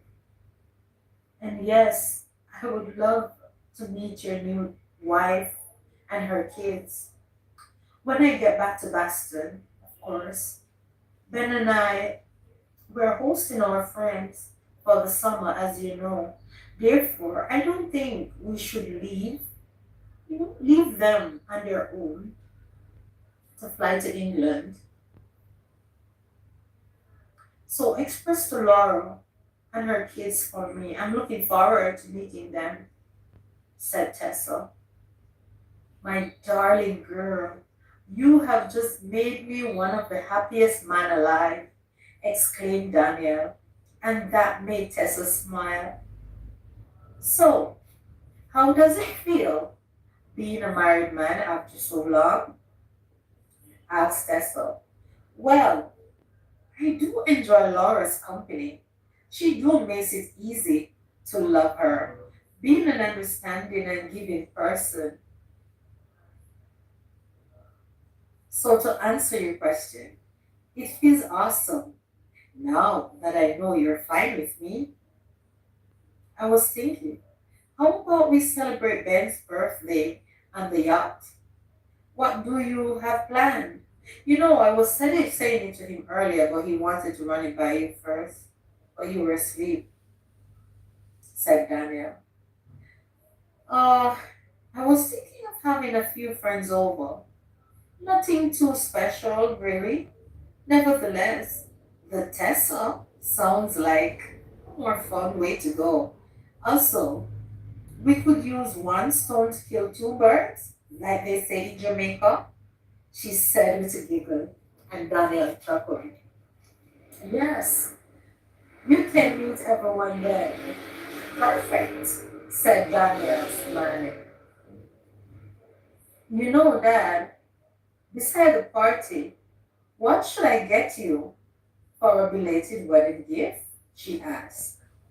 Hmm, thought Daniel. How about the father and daughter waltz? I have always wanted to dance with you. Should I get married a second time? No, the time is here, said Daniel.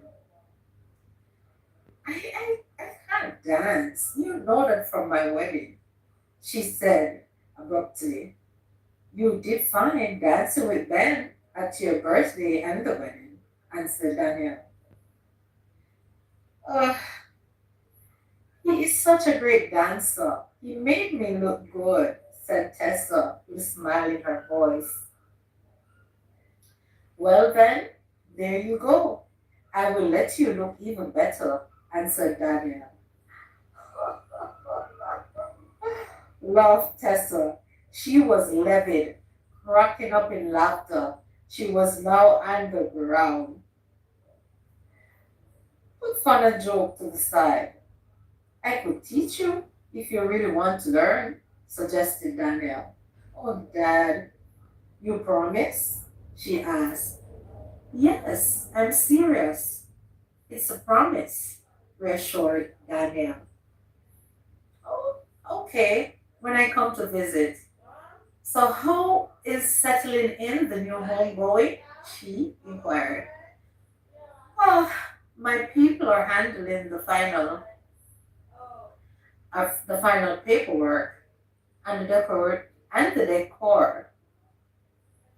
the decorators, along with Laura, are on standby to do their thing and work their magic. That is not my area. I hate moving. You know this about me.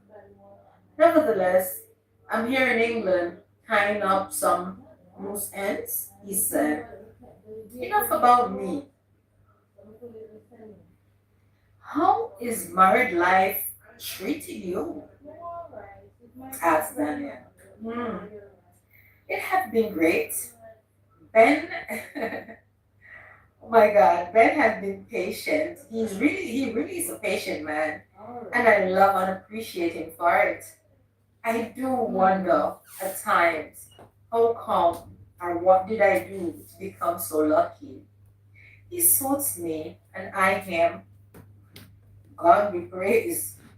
I do thank the Creator actually every day that you have found your person, whispered Daniel. It was then she heard the whistling sound she thought was coming from the lodge. Leaned forward, catching the phone between her ears and shoulder to see who it was. A young guy was approaching along, walking with his hands in his pockets. He's a handsome guy, but I don't know him. Nah, I don't know him. He didn't raise his head fully until he turned the corner to the oak tree. He took a pause, seeing Tessa. He gazed in her eyes for what seemed like everlasting minute. Good day, ma'am. His voice rough and dry. He said with a smile, "Oh, sorry, Dad. We have a visitor. I will speak with you later, alright? Alright. Love you too. Bye, Daddy." Tessa hung up the phone. Good day. How may I help you? Said Tessa to the stranger. I am Dave. Are you looking for Mr. Allen? My mom, Pam, takes care of this lodge along with my dad, Dave explained. Oh, hi, Dave. I'm Mrs. Allen. Nice to meet you. Come along. I'll take you to him. Ben was having the time of his life, swimming and diving and splashing in the river. You have a beautiful voice, Dave. Do you sing professionally? Asked Tessa. Chuckled Dave. I do in my shower, he said, laughing. And that got Ben's attention. It was his time to watch Tessa and the stranger getting acquainted. As they are deep in conversation, giggling away, he thought. Tessa turned around abruptly and noticed Ben was studying them. Hey, babe, this is Dave, Tom and Ted's son. He was sent here by Tom to see you, explained Tessa. Oh,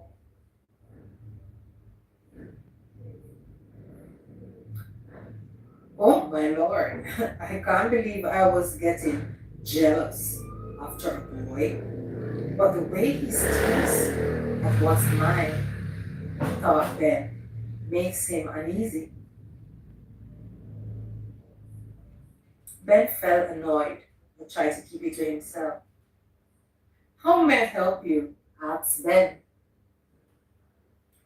A flush dark a flush darkened Dave's face, and it confirmed Ben's thought. A flush darkened Dave's face, and it confirmed Ben's thought. Dave is definitely crushing on his wife. So how can I help you, Dave? Repeated Ben. Tessa looked at him with a side eye. My mom asked me to come by to see if there was anything you needed to get done. My dad is not well, therefore, he will not be able to come here for a while, explained Dave. No, not really. I can't think of a thing right now. However, you can examine the gardens, see if there's anything need to be pruned up, and also pick some fresh fruits. for the lady, said Ben. Dave turned and looked at Tessa. His face betrayed him once again. He had it bad. Tessa gave him a warm smile, and Dave pushed his hands into his pockets and hurried away. Ben noticed and shook his head, then said, "Do not encourage him," he said firmly. "What?" asked Tessa, trying to be coy, laughing. She took off her blouse, leaving her shorts and tank top as she jumped into the river to join him. "What?" you ask. "Don't you see the boy have a crush on you?" asked Ben, feeling annoyed. "So, he's just a kid. Can't be more than 18 or 19 years old. What's the harm? Are you jealous, Mr. Olin?" asked Tessa as she hugged her husband. "Jealous? No. However, at 18 years old, surely you don't want to know the thoughts that was going through my mind at that age," expressed Ben. "Furthermore, that little punk wants what's mine. He got he wants what's mine. He got good taste, I will give him that. Nevertheless, at that age, it's not wise to toy with a boy's feeling. So do not encourage him," growled Ben once more. "I heard you the first time." "Pick another subject," said Tessa on board as she climbed into his arms in the water and kissed him softly. "Mm, Mrs. Allen, I see you waste no time," he whispered. She reached under the water and took hold of him. That caused Ben to groan.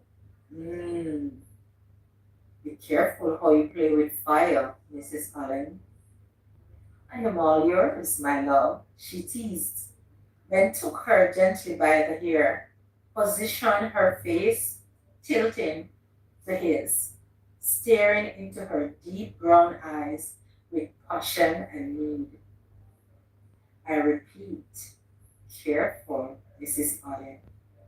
I may have to take you right here in the open space, having you begging for more," said Ben. "What's stopping you?" she responded.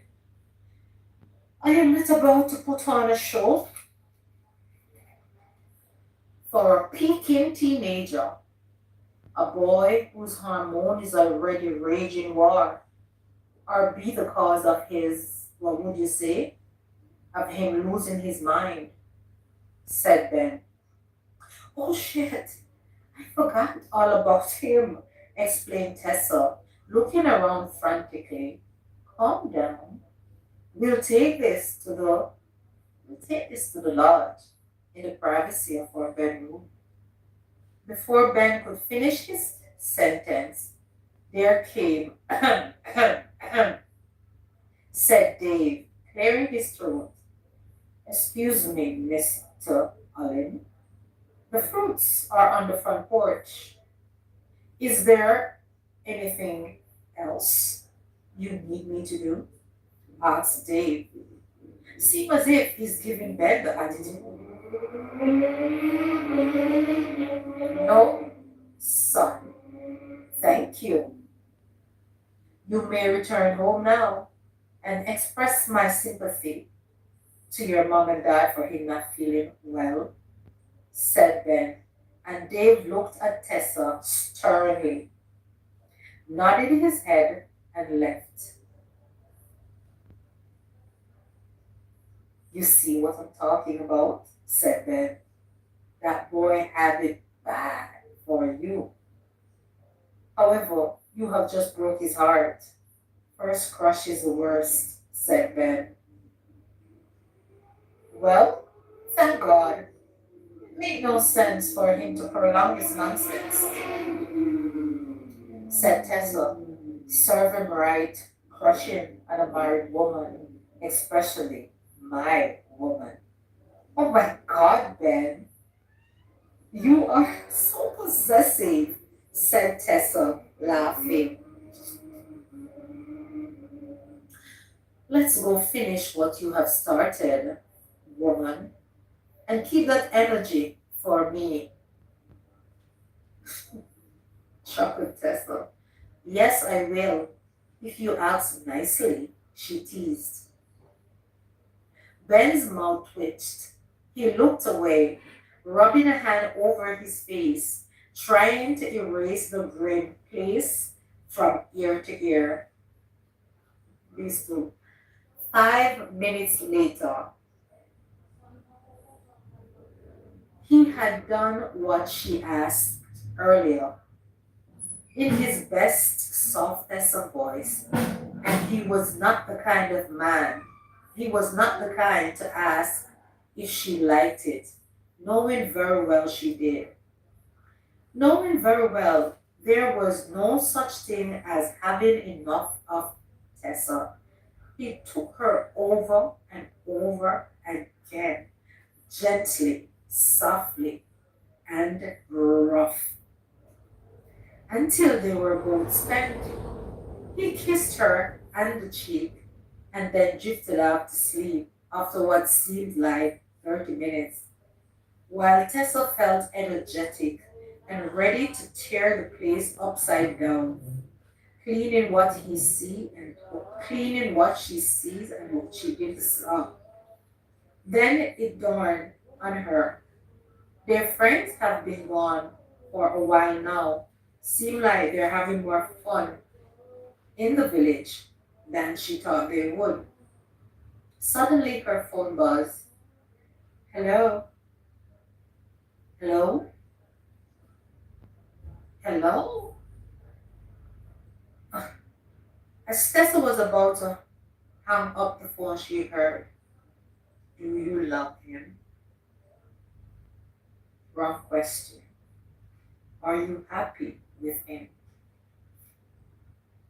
A rough and dry voice came through the phone. Excuse me? Who is this? Hello? Who is this? Your secret admirer? Don't worry, who's this? And don't be afraid, I will never harm you. The thought rang in Tessa's head as she asked, Dave? And the phone was hung up immediately.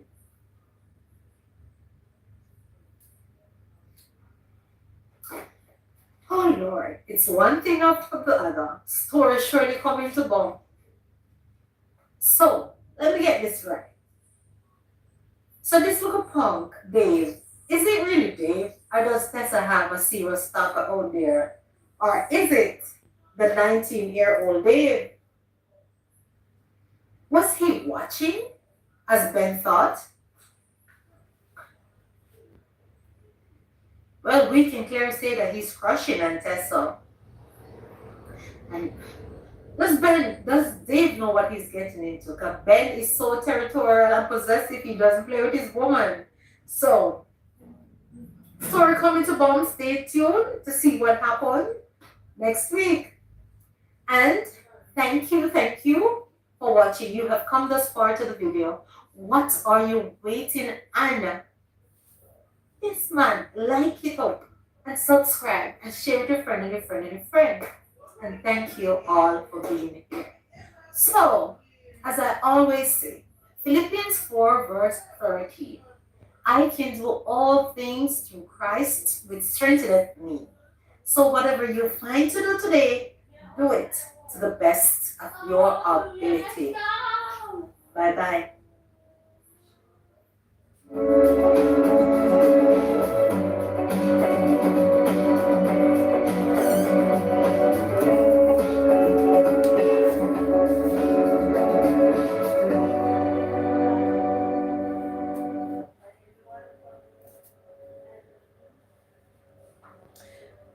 So, yes, guys, we have come to the end of the life for today.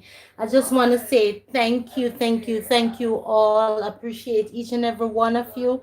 Bless up yourself, KJB, and all the others that came in. Appreciate each and every one of you guys.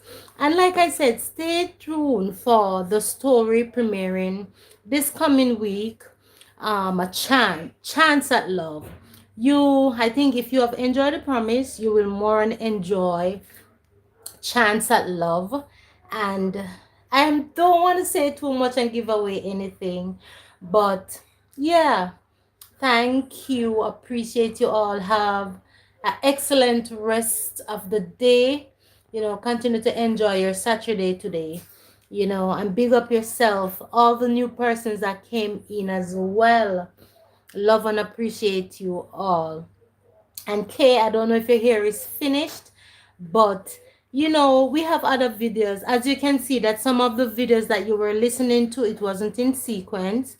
However, they can be listened on their own as well as in sequence. So you can go to my videos, yeah, my regular story videos, and continue to listen, you know, and leave a comment under the videos. Love and appreciate you all. God bless you, bless you, bless you all. Bye bye.